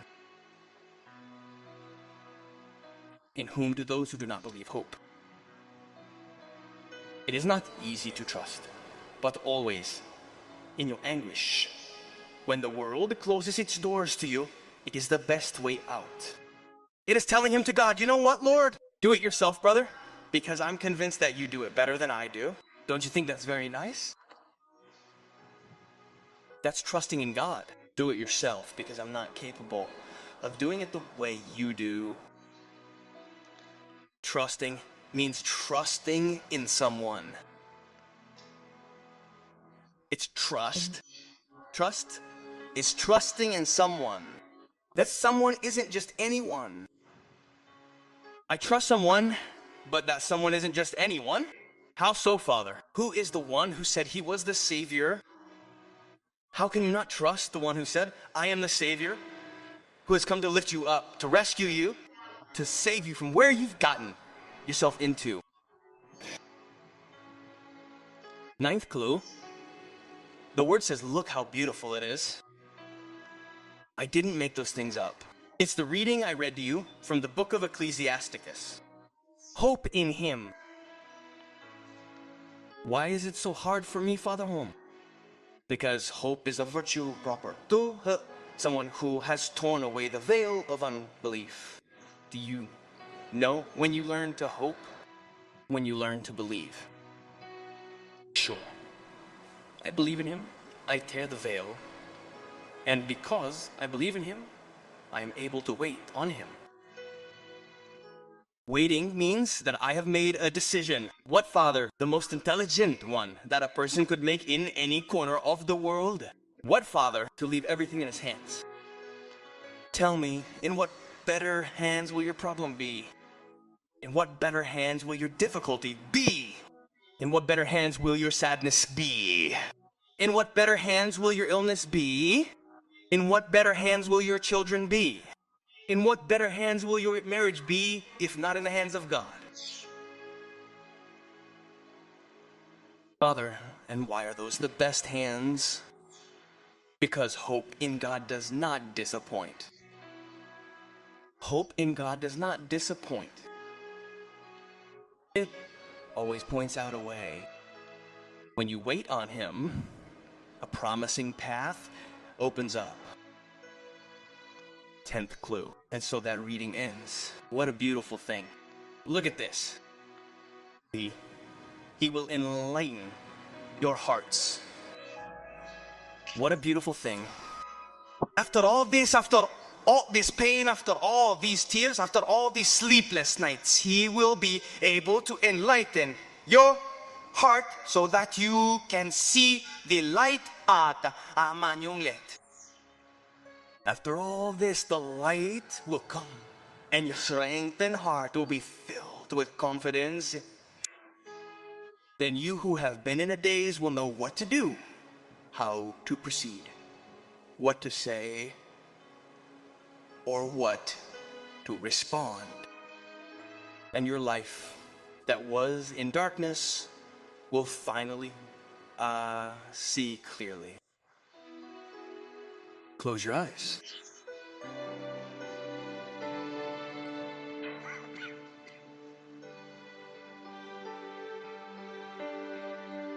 With your eyes closed, ask the Lord for that grace where it is. Lord, I want those 10 steps in my life. I want them now. I need them now. First, I need to prepare myself for the test because I have chosen you. Second, I want a firm heart. Third, I want to learn to be courageous. Fourth, I do not want to be afraid of the tests. Fifth, I want to always be close to you. Sixth, I won't abandon myself, ever leave you. Seventh, I want to learn to accept what happens and read your designs there. 8th, I want to learn to trust more. 9th, I want to learn to wait. And 10th, I want the light because I am tired of living in darkness. Lord, I need that path in my life. Lord, I need that word in my heart. Lord, I need your assistance at this moment. Lord Jesus, teach me to wait on you in the midst of trials and in the midst of difficulties. I know why you brought me to this place tonight, because my heart has been in darkness, and it will only be filled with light when I am able to surrender myself with trust in your hands, with Jesus where he is. He is, and you will overcome the temptation of distraction. If you want to close your eyes for a moment and bring to this altar before the Lord in his presence your need, your concern, your sadness, your pain, your joy, your helplessness, your project, your undertaking, the names, the faces of the people you love so much, you will do it. And you will do it because God was waiting for you. Because surely at some point you took your concerns and needs somewhere else, and you have come to understand that the best thing is to bring them to Jesus because he is working. Because he is working. Because he does not tire of working. Because he is not finished yet, because he is doing his work and polishing it, because there may be imbalances or little things that do not work well, but he is the doer. He is the one who is in control. By believing in God, no matter what your problem is, no matter what your need is, no matter what your sadness or helplessness is, no matter what your illness is, God is working. And you're going to tell him that. You're going to say, you're working in me. I know it. You're working in me. I feel it. You're working in me, Jesus. And if you need him to do his work in another person mentally, you're going to say that person's name. You're working in so and so. You're working. You're doing your holy will in that person. Each one in faith, abandoned to God. Tell the Lord, Lord, you're working. Lord.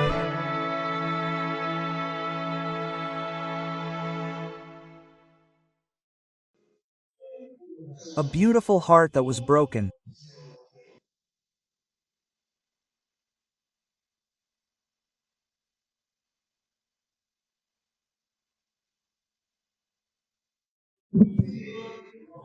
And in this topic we are going to find what is the reflection of life.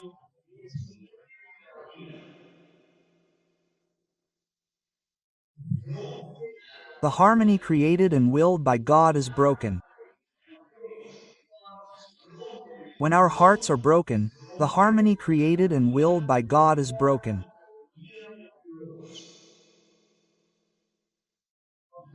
When the heart is broken, man enters into the life of man, he enters into death.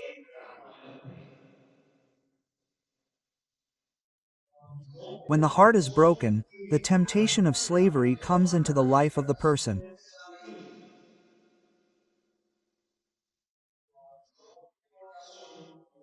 When the heart is broken, floods and storms are unleashed, harmony is broken, life enters, death, the temptation of slavery comes and floods and storms are unleashed. What should I do, Father? Because when you say that, that's how I am, my broken heart has come into my life and my family. Death. Illusions, hopes, and spirits have died. We are all hopeless, distressed. We have lost peace, tranquility, and harmony. We are slaves to vices, Father, and it doesn't stop raining. What should we do, Father? To take that petrified heart and bring it back close to the noble heart of God.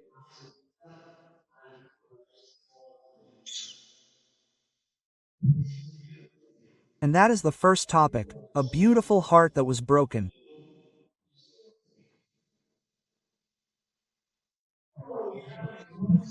Let's place ourselves then at the moment of creation, there what the book of Genesis tells us and what we learned.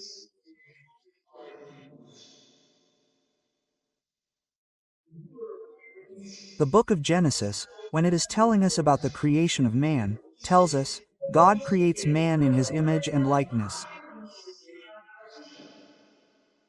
Father, that is so beautiful. And what does that mean, Father? If God creates me in his image and likeness, it means that God is giving me a heart similar to his. He cannot forget that. Because God made us very great. God does not think small. God thinks big. He made us great and gave us a big heart. What is the biggest heart of all? God's, and God gave us his heart, a big heart.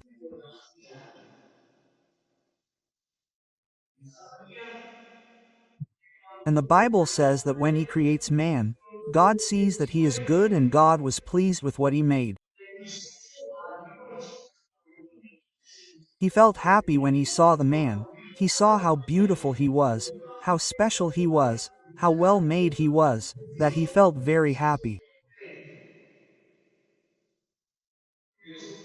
That is why every attempt against life is an attempt against the joy of the God who created us.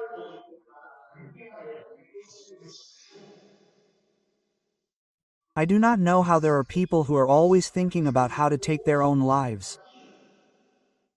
Or at least how it crosses their minds. He liked what he did, he felt happy. How well done was this for me, man? How well done was it for me? That is why creating man in his image and likeness means that he has given him a heart like his own, Father. And what is the heart of God like? The heart of God is big. The heart of God is good. The heart of God is compassionate. The heart of God is merciful. The heart of God is free. The heart of God is capable of good. The heart of God is a dreamer. He has given us a heart as white as snow, as clean as crystal, and as sweet as honey. A barrier that became a barrier.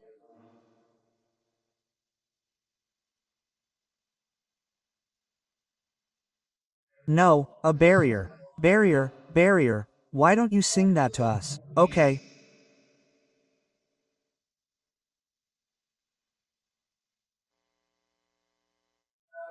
Give me a new heart, Lord. A heart to praise you. A heart to serve you. Give me a new heart. We're going to help Barrera, who tells me that he just forgot the lyrics. Okay. Give me a new heart. You're going to ask him, if your heart is hurting, start praying. That's right, telling the Lord, Lord, how come you gave me a heart like yours and now I have a totally dark heart, a heart full of darkness?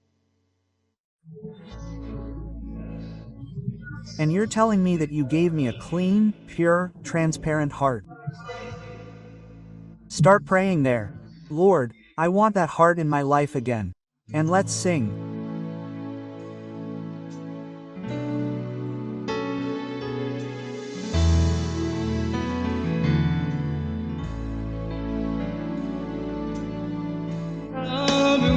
Give me a new heart, Lord. A heart to praise you. a heart to praise you, a heart to serve you, a heart to serve you. Give me a new heart. God. Give me a new heart, Lord. Let's hear everyone saying, give. Give me a new heart, Lord. A heart to praise you. A heart to praise you. A heart to serve you. A heart to serve you. Give me a new heart. God, give me a new heart.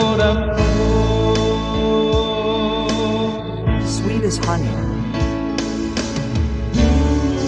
Sweet as honey. Clean. Clean. Like crystal. Like crystal. A heart that is there. Heart that is like yours, Lord. Like yours, Lord. Give me a new heart. Let's sing. Give me a new heart. Lord, a heart to serve you. A heart to serve you. A heart to praise you. A heart to praise you. Give me a new heart. Give me a new heart. You don't know how much Barrera and I sometimes get into a fight during holy hours and masses, and with a look we can reconcile everything. Yes or no, Barrera? A round of applause for Barrera, who has an immense heart. What does it say there, please? God creates man in his image and likeness. He gives him a good heart, a heart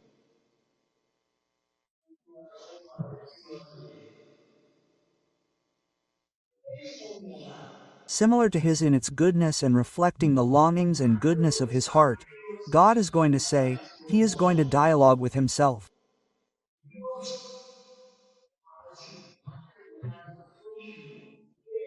He is happy to have created man, but he has such a big heart that he says, it is not good for man to be alone. I am going to keep him company.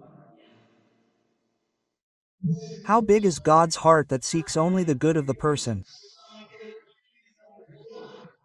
That is why he thinks of someone to accompany him. When he creates man and woman, his heart is still unsatisfied. Something is missing because I want them to be happy, I want them to be at peace. And he says, I am going to put them in a very nice place. And he puts them in Eden. Why, Father, does he put them in Eden? Because God's ideal is that they lack nothing, so that having everything they will never stray from him. That is why he is going to put them in a place of fulfillment.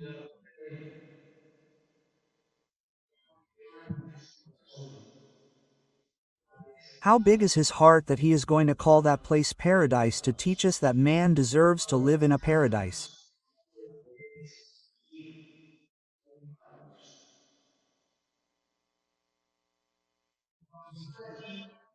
When they are there and God is feeling happy to see that marvelous work, the man also made, the woman also made, the place where they live so wonderful, he is going to set a condition for them. Our God is a normative God. Our God is an orderly God. And he is going to say to the heart of man, you may eat everything except this.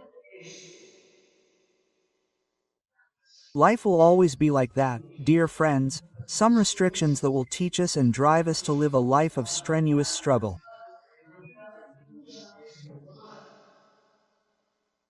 But when man tells us the word, he disobeys. And here everything begins to break.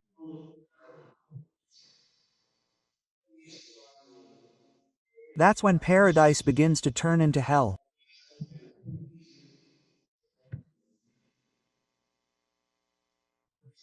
Listen to what I want to tell you and take it to your heart. God gives me a good heart like his. He puts me in a wonderful place. He thinks of everything for me. He wants me to be very well, but my arrogance leads me to risk the kind will of God.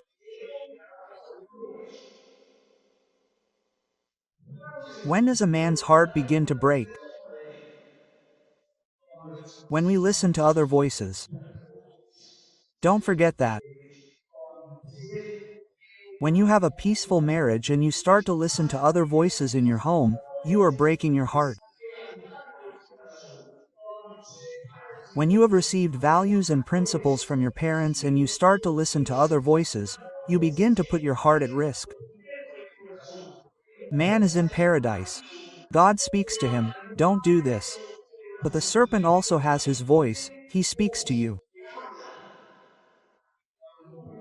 And when one listens to other voices, he is opening the possibility for his heart to be corrupted.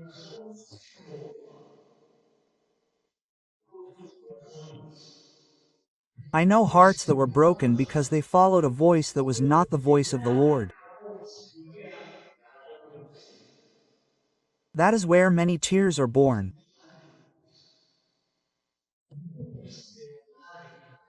Many of the tears of many people are the result of having listened to a voice in the world and stopped listening to the voice of God.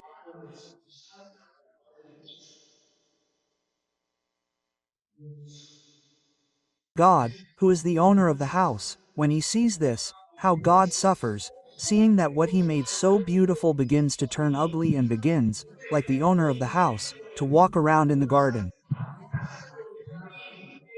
So this is going to be a fundamental question.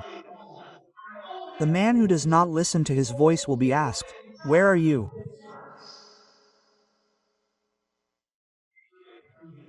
And a question comes from me, when does the heart of man begin to fracture? And the answer is, when God is lost. When does a person's heart begin to fracture? When God is lost. That is why, dear friends, when a person comes to me and tells me about a big problem they got themselves into, my question is, how are you with God? Because the answer is simply, Father, I let go of God, and when you lose yourself in God, you are totally exposed to the world. That's when we lose ourselves in sins, in slavery, in vices, in anguish, in desperation, and sadly in depression.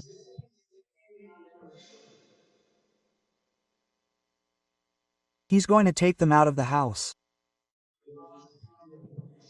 What a great thing, man. He put them there because they were his beloved children. They are his precious and wonderful creation.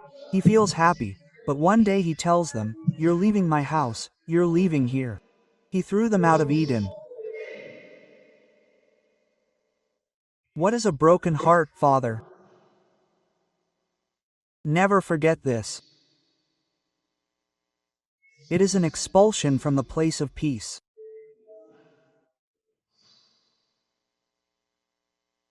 I negotiated my peace.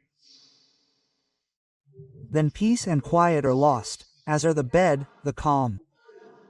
What is a broken and broken heart? It is being expelled from the place of peace, serenity, tranquility, a clear conscience.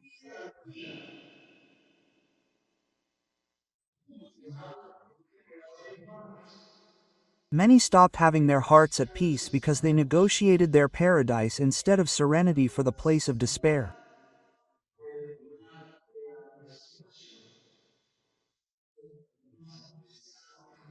I was better off at home and now I have chosen a hell outside my home.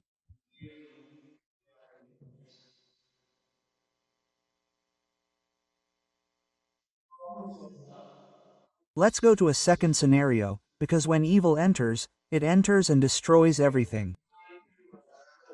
Because everything from the beginning was very beautiful.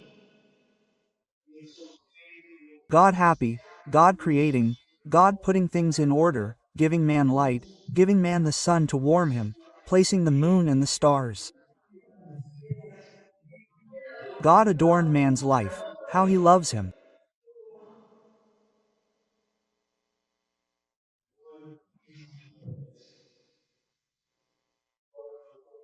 And everything begins to be lost when in the house or in the life of the person the door to evil opens.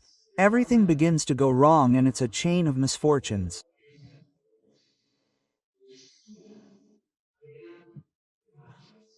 And that's when you ask yourself, how long?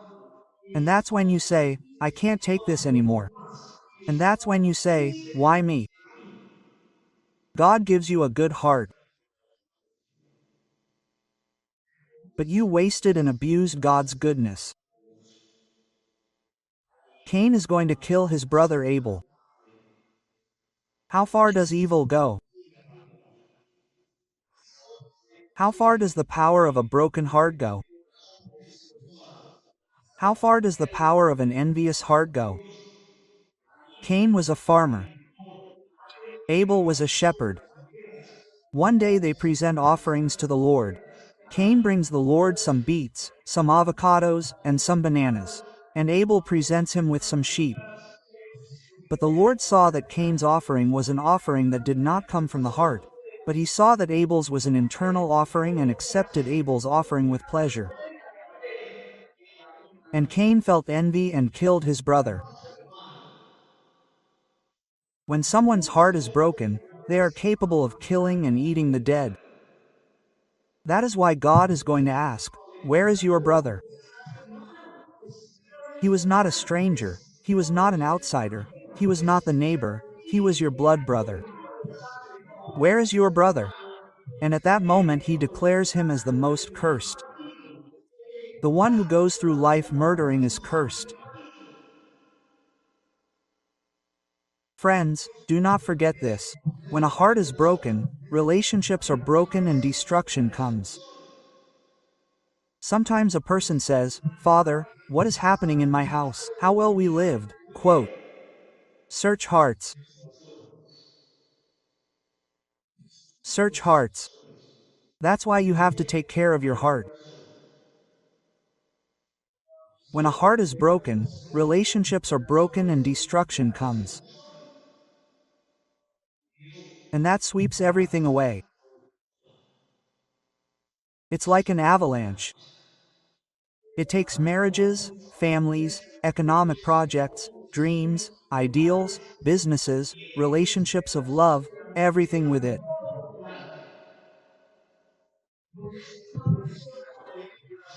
And that's why a person with a broken heart often will only seek to break the hearts of others.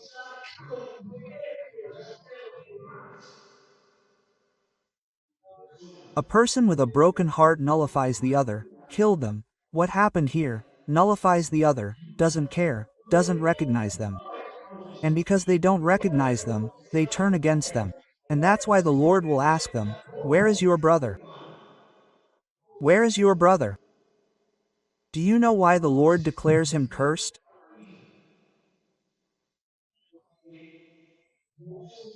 Because Cain cannot bear to see the noble heart of others until he has harmed them.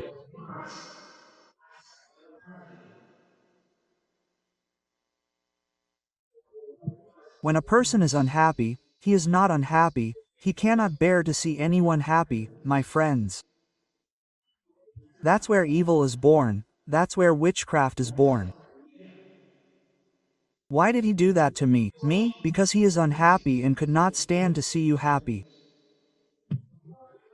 When a person has a broken heart, dear friends, he will not stand to see anyone happy, and that is why he will be eternally dissatisfied. My heart was broken, may it be broken for others. Cain, with a broken heart, broke his brother's heart.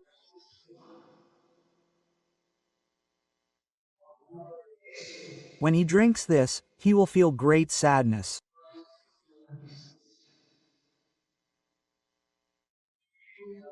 When Yahweh saw that the wickedness of man was spreading throughout the earth and that every thought his heart devised was pure evil continually, it grieved Yahweh that he had made man on the earth.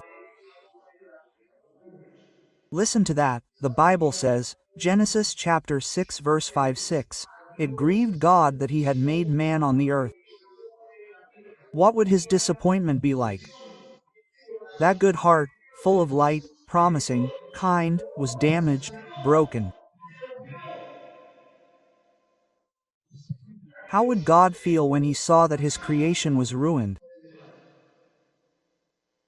The most beautiful thing he had made was ruined. Genesis chapter 6 verse 5-6 says, I am going to exterminate man from the earth. And look at the answer to the question of why evil. A person who walks in the ways of the Lord cannot continue to attribute evil to God. Especially young people today distance themselves from God because they accuse God without criteria of being the cause of evil.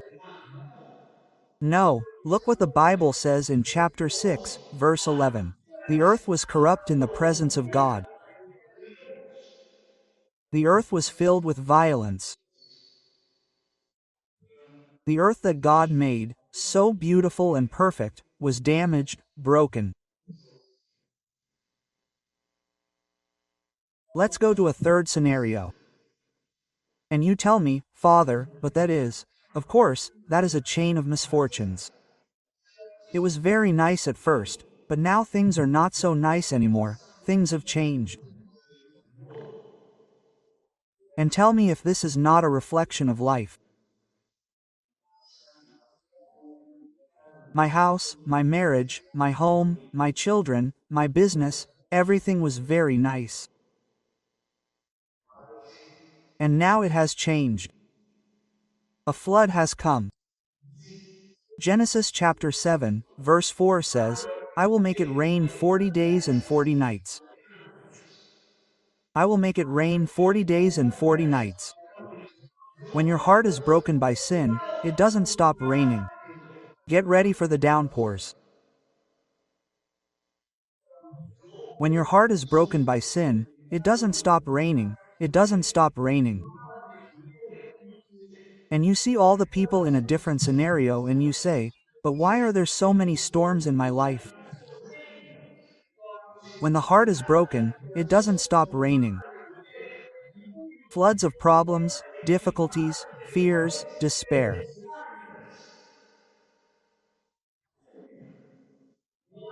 Ask yourself, how many floods have we caused because we have allowed our hearts to be fractured? We have to take care of our hearts. Our hearts have to be taken care of. That's why I tell people who are in love, who have suddenly gone through a crisis, a not very good or pleasant breakup, to take care of their hearts. The keys to the heart are not given to just anyone. You can give the keys to someone who can come and vacate them. You can give the keys to someone who can take advantage of them. You can give the keys to someone who can take that heart and turn it into nothing. You have to take care of your heart. And this is the reason, dear friends, for so many floods. Having allowed our hearts to be fractured or to have our hearts fractured. Heart.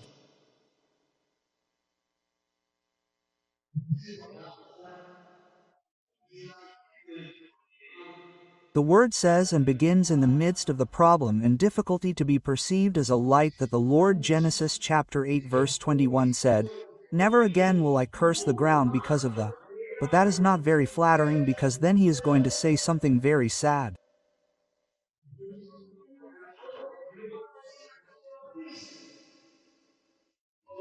The thoughts of the human heart are evil from childhood. Listen to what I am going to tell you. The wickedness in the heart of man is so great that God ends up saying that the heart of man gets used to evil and it seems that there is no one to stop it.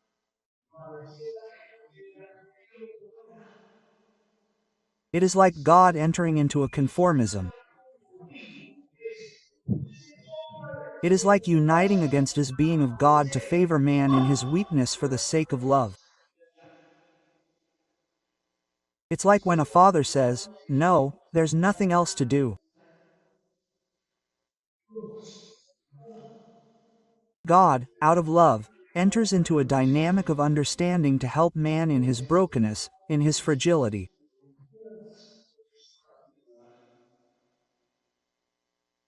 Let's go to a third scenario.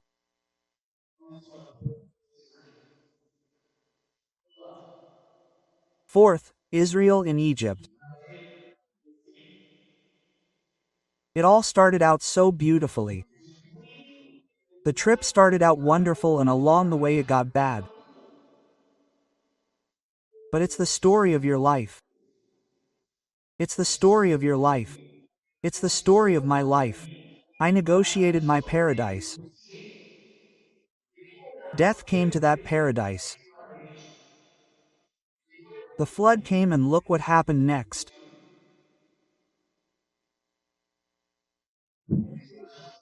With that big heart of God, he chooses a man to go to Egypt to free his people. His name is Moses. Sin enslaved my people. The hearts of my people were hardened. But God is the God of opportunities.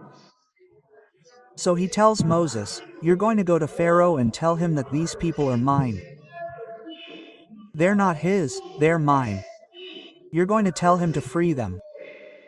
So, what does sacred history tell us? That Pharaoh's heart hardened. And when Pharaoh's heart hardened, God began to send plagues. Friends, that's today's story. Do you believe whatever reason they give, whatever explanation they give? Do you think the pandemic is such a gratuitous thing? In a world that is losing itself and that lives far from God as if God did not exist, a very strange thing appears that has locked us all up in some corner of the world. And everyone gives an explanation for that based on science or some error. And sometimes I would like to give an explanation from God who made himself felt, not that God had sent death. Man, with his irresponsibility, unleashed another flood that affected us all. Let my people go, that they may worship me. Exodus chapter 15 verse 26. And look what is going to happen. When the heart hardens, it attracts many evils. There are people who have not wanted to listen to the voice of the heart, the voice of God who he says, "Transform your heart, come back to me. Calm down, don't change if you don't want to. Calm down." When a man's heart hardens, many evils come. So Moses went to Pharaoh and said, "Do me a favor. I come in the name of God to tell you to let my people go to your people so that they can worship you." And Pharaoh said, "Do it calmly, I'll let them go." And Pharaoh turned and did the opposite.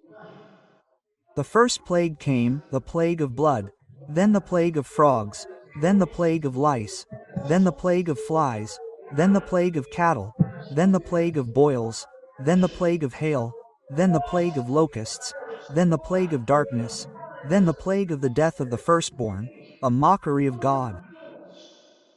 And Pharaoh always said, "I'm going to do it," and he never did, Father. Why?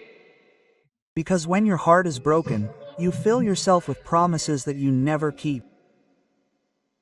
A broken heart knows no commitment to serious causes. I ask myself that question. Couldn't one interpret that everything that happens in the world, everything? And don't think of the world as the globe, think of your little world, think of your home. Couldn't you think that what happens in the world is the cause of man's pride and the indifference of his heart?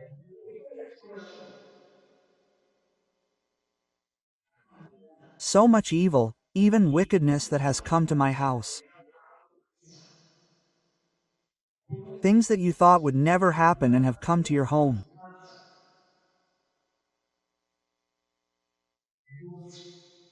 God who always waits on man is going to make a promise.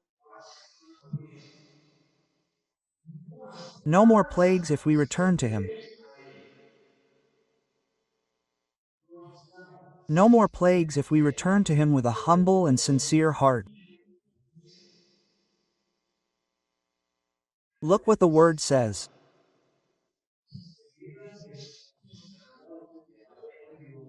If you truly listen to the voice of the Lord your God, and do what is right in His eyes, giving ear to His commandments and keep all His statutes, I will not bring on you any of the plagues I brought on the Egyptians, for I am Yahweh, who heals you.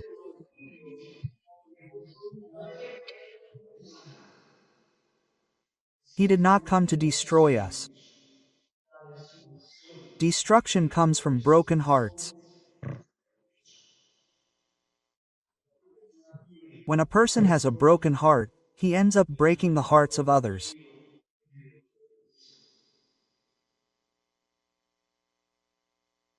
I will finish by telling you this.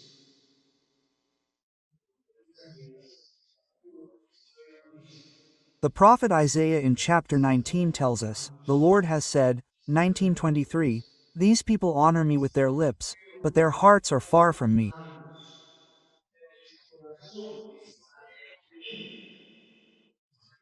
Their religion is worthless, for it is nothing more than human teachings and obligations. There is a complaint in the heart of God. Father, how so? Yes, God is complaining. Why? Because the way we live our relationship with Him is not pleasing. God often does not like what you do. God often does not like your worship. God often does not like the way you celebrate Mass. God doesn't like the way you kneel before Him in a blessed sacrament. God often doesn't like the way you pray the rosary or do works of charity. Father, why? Because it's empty worship. It's empty worship. They honor me with their lips. Their heart is far from me. Relationships from the outside, when what He's waiting for is a truly interior commitment.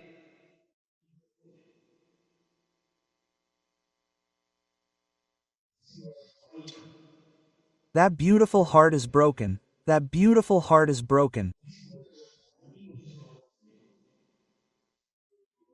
And so in the hearts of many of us right now there are many answers.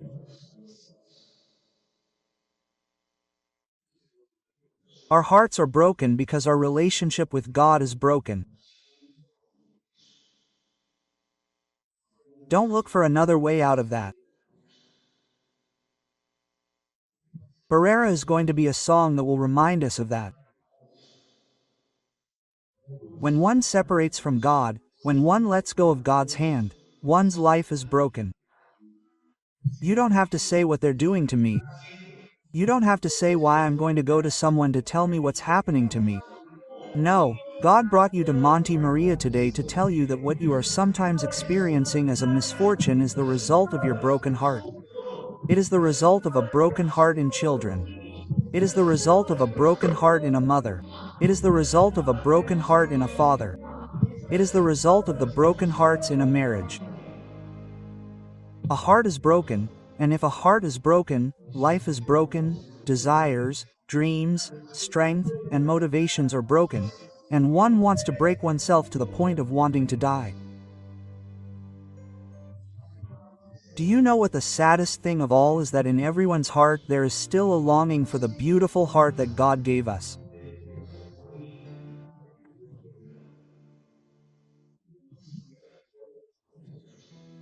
God gave you a beautiful heart, and today your heart is a disfigurement of the desire of the heart that God wanted for you.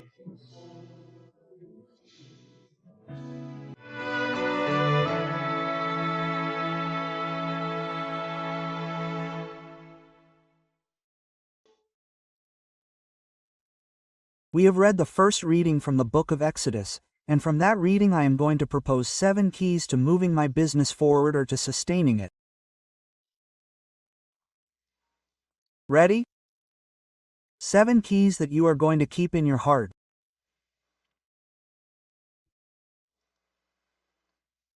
The first key, there is a man named Moses, who is a shepherd, and the word tells me that he is shepherding his father-in-law's sheep.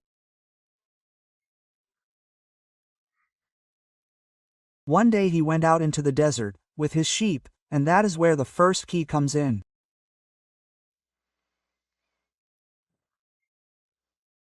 A company manager must have the heart of a shepherd. Do me a favor, you will never forget that. Father Freddy on December 28th, and it was not an April Fool's joke. On December 28th, Father Freddy told me during Mass, the heart of a shepherd. Moses was a shepherd. And what does it mean to have the heart of a shepherd?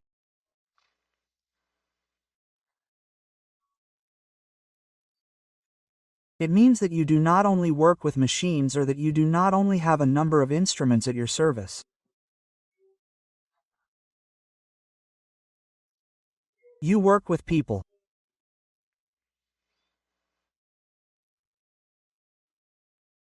I have always been intrigued by the book of Genesis when it tells me that God is creating, and when God made man, he saw that he was good and saw that he could now rest because he had discovered in man the most beautiful thing he had created.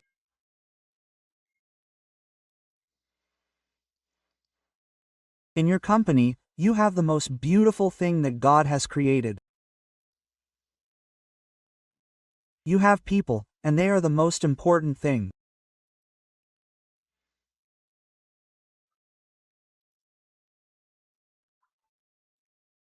Therefore, dear friends, just as Moses led some sheep, I invite you to take these people, to accompany them, and to realize that the results in your company also depend on the way you treat these people.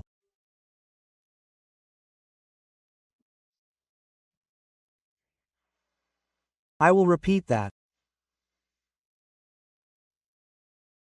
The results also depend on the way you treat people.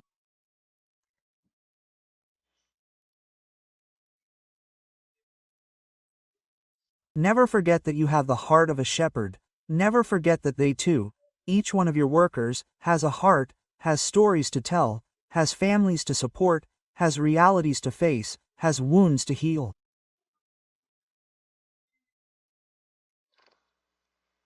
And look at this, so beautiful. They are the sheep that God puts on your path so that you can accompany them in the desert of uncertainties.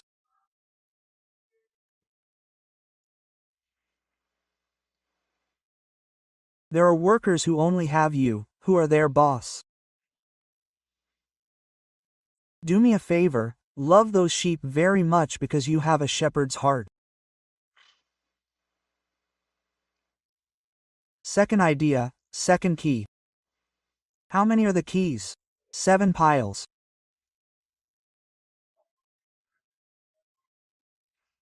Well, Moses is going with the sheep through the desert. He is shepherding them, and when he least expects it, Moses looks and sees a mountain, and the text tells me clearly, the mountain of God, Mount Oreb, the mountain of God.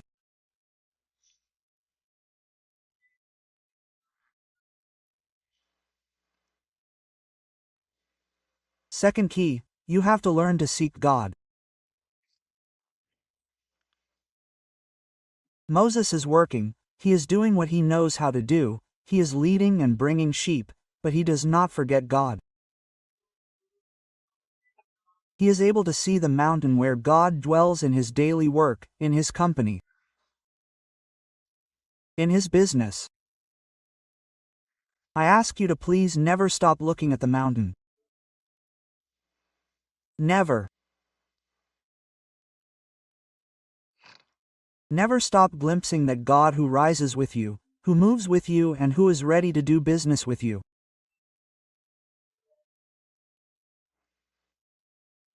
That is why Moses heads to the mountain.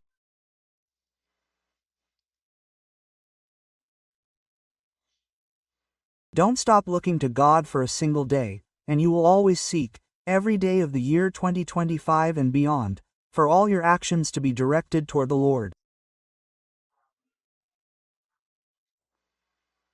And look what I'm going to tell you. You decide whether to do business with God, the owner of everything, or if you risk doing business alone. Moses says, "I'm not capable of doing it alone." And that's why he goes to the mountain. I don't do business alone. I am capable of doing business with the one who has control in his hands, who is the Lord. So he climbed the mountain, and look at what a beautiful thing it is. And here comes the third key. When he climbs the mountain, he will see something he can't explain. What's so strange, man?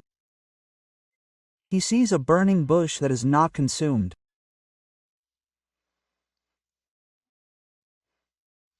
Third key, you have to know how to always read the Lord's blessings with admiration.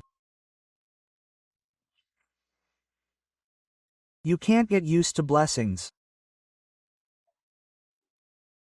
Blessings can't become a landscape because there may come a day when life, which is wise and a teacher, takes them away from you so that you can learn to value what you had. Blessings, how do they come? They go away. The third key is to know how to read the Lord's blessings with admiration. Look, friends, this man goes up and finds a bush that is not consumed. And that bush that is not consumed is the blessings that you have by your side all day long, in your surroundings, the doors that open, the good things that come to you and visit you. These are the blessings of the Lord that never cease to surprise us. Blessings that you and I have to recognize, they are generous and that we have to learn to be grateful for. Why is the bush not consumed? First, because it wants to teach us something that we are going to learn in my business. First, the bush does not burn up because it wants to teach me that God does not change. God is always the same yesterday, today, and forever. Second, it wants to teach me that God does not wear out, God does not get exhausted. Third, it wants to teach me that God is dynamism, that God is movement, and so I entrust my business to the one who does not change, to the one who does not wear out, to the one who is a dynamic God. Fourth, it teaches me that God is a mystery. And fifth, it teaches me that God is a purifying fire, capable of cleansing and healing the wounds or difficult situations in the place where I find myself working. What a beautiful thing! 5 wonderful elements. God does not change, He does not wear out, He is dynamic, He is a mystery, and He is a consuming fire. God can make things in His company new every day, because He is fire. Fourth clue. When Moses gets there and sees that phenomenon, that burning bush, he hears a voice that tells him, "Do not come any closer, because the place where you stand is sacred. Take off your sandals." Quote. Fourth clue. You have to learn to take off your shoes, friends. For me, learning to take off my shoes tells me that I should never forget where I come from. I cannot forget where I come from. And I have to approach the blessings of the Lord with a shepherd's heart and a grateful heart. Taking off my shoes means learning to recognize that nothing is mine.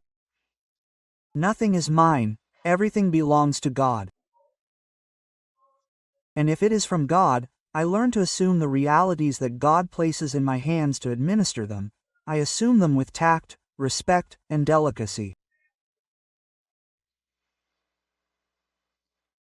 The company that you have is not yours, it is so not yours that you die and cannot take it with you.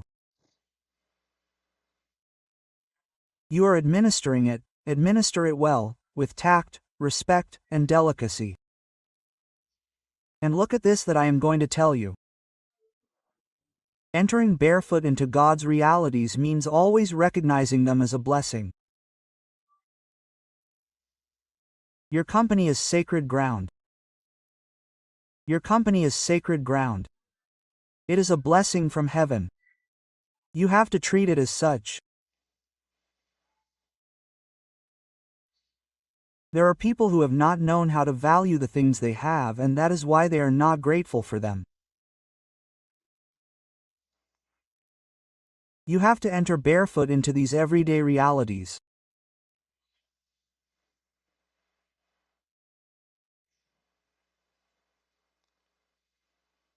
Fifth clue. When you climb the mountain and encounter that phenomenon and take off your sandals and can step on sacred ground, you will hear a voice that tells you, "You are going to free my people who are oppressed by Pharaoh." My people are suffering, God tells Moses. And so the fifth clue that I propose for your company to grow and go very far, further than it is already reaching, is that you read the mission in terms of service.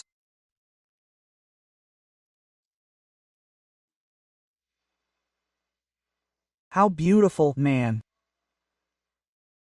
God tells Moses, "My people are suffering, you are going to go and free them."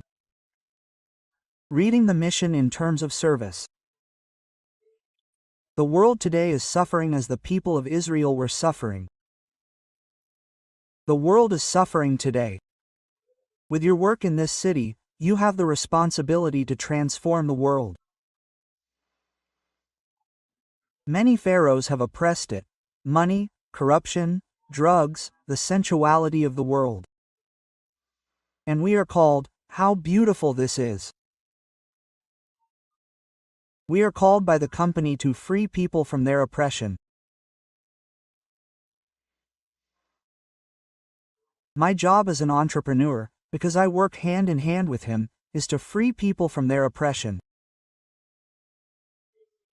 Your company, above all, listen to how beautiful it is an experience of transforming stories. People come to your company with a lot of pain. Your company is an experience of transforming stories. Everyone who comes there must come to serve, to help, to contribute so that people are saved and find their way. In my company, no one gets lost, everyone finds their way. And so we are learning a wonderful thing, that the ultimate destiny is not what you produce. The ultimate destiny is not what you produce. The ultimate destiny is the person who receives the message. Product. So, make it a life-changing experience. Sixth clue. Lord, Moses says to him, "If I go to Pharaoh and tell him that I am coming here to free these people, what do I say to him?" "Well, tell me, how do I speak to him?" And the Lord says to him, "Take it easy, my son, I speak for you. I am with you." Sixth clue. Whatever you do, do it with the Lord. I am with you, the Lord says to you. Today the Lord is telling you, you may be at this Mass there with fear and trembling. Things may come upon you. Now with that news of the minimum wage, there are many people who have a lot of confusion in their heads. What am I going to do to take on this? This is beyond my budget. And the Lord says to you, take it easy, my little son, I am with you. Never forget what I am going to tell you right now. The best ally, the best partner and companion on the journey is God. Doesn't he seem like an exemplary model of a partner for the journey to you? He owns the supplies. He knows about timing, he knows about costs, he is an expert in control and quality. He multiplies when shortages arise and, apart from that, he is a good friend, loyal, constant and knows how to read what is happening before it happens. Ah, he is the one I need. He is the one I need. Man, don't forget that he is offering himself to you. I will be with you. Let me be with you and you will see that things work differently. I will be with you. Include God in your company and you will see how your company ends up included in God and the blessings will never stop coming. Seventh and final clue. If I go to Pharaoh and say, "Who sent me?" What do I say? And the Lord tells you, go to Pharaoh and say, "I am sent you." I am means the seventh clue. Be careful, you, your family and your company are because He is. I will repeat it. That's the seventh clue. I can't forget that I am what I am. My company is what it is. My family is what it is because He is. What does I am mean? It means that everything moves in the coordinates of God. Everything. Nothing escapes God.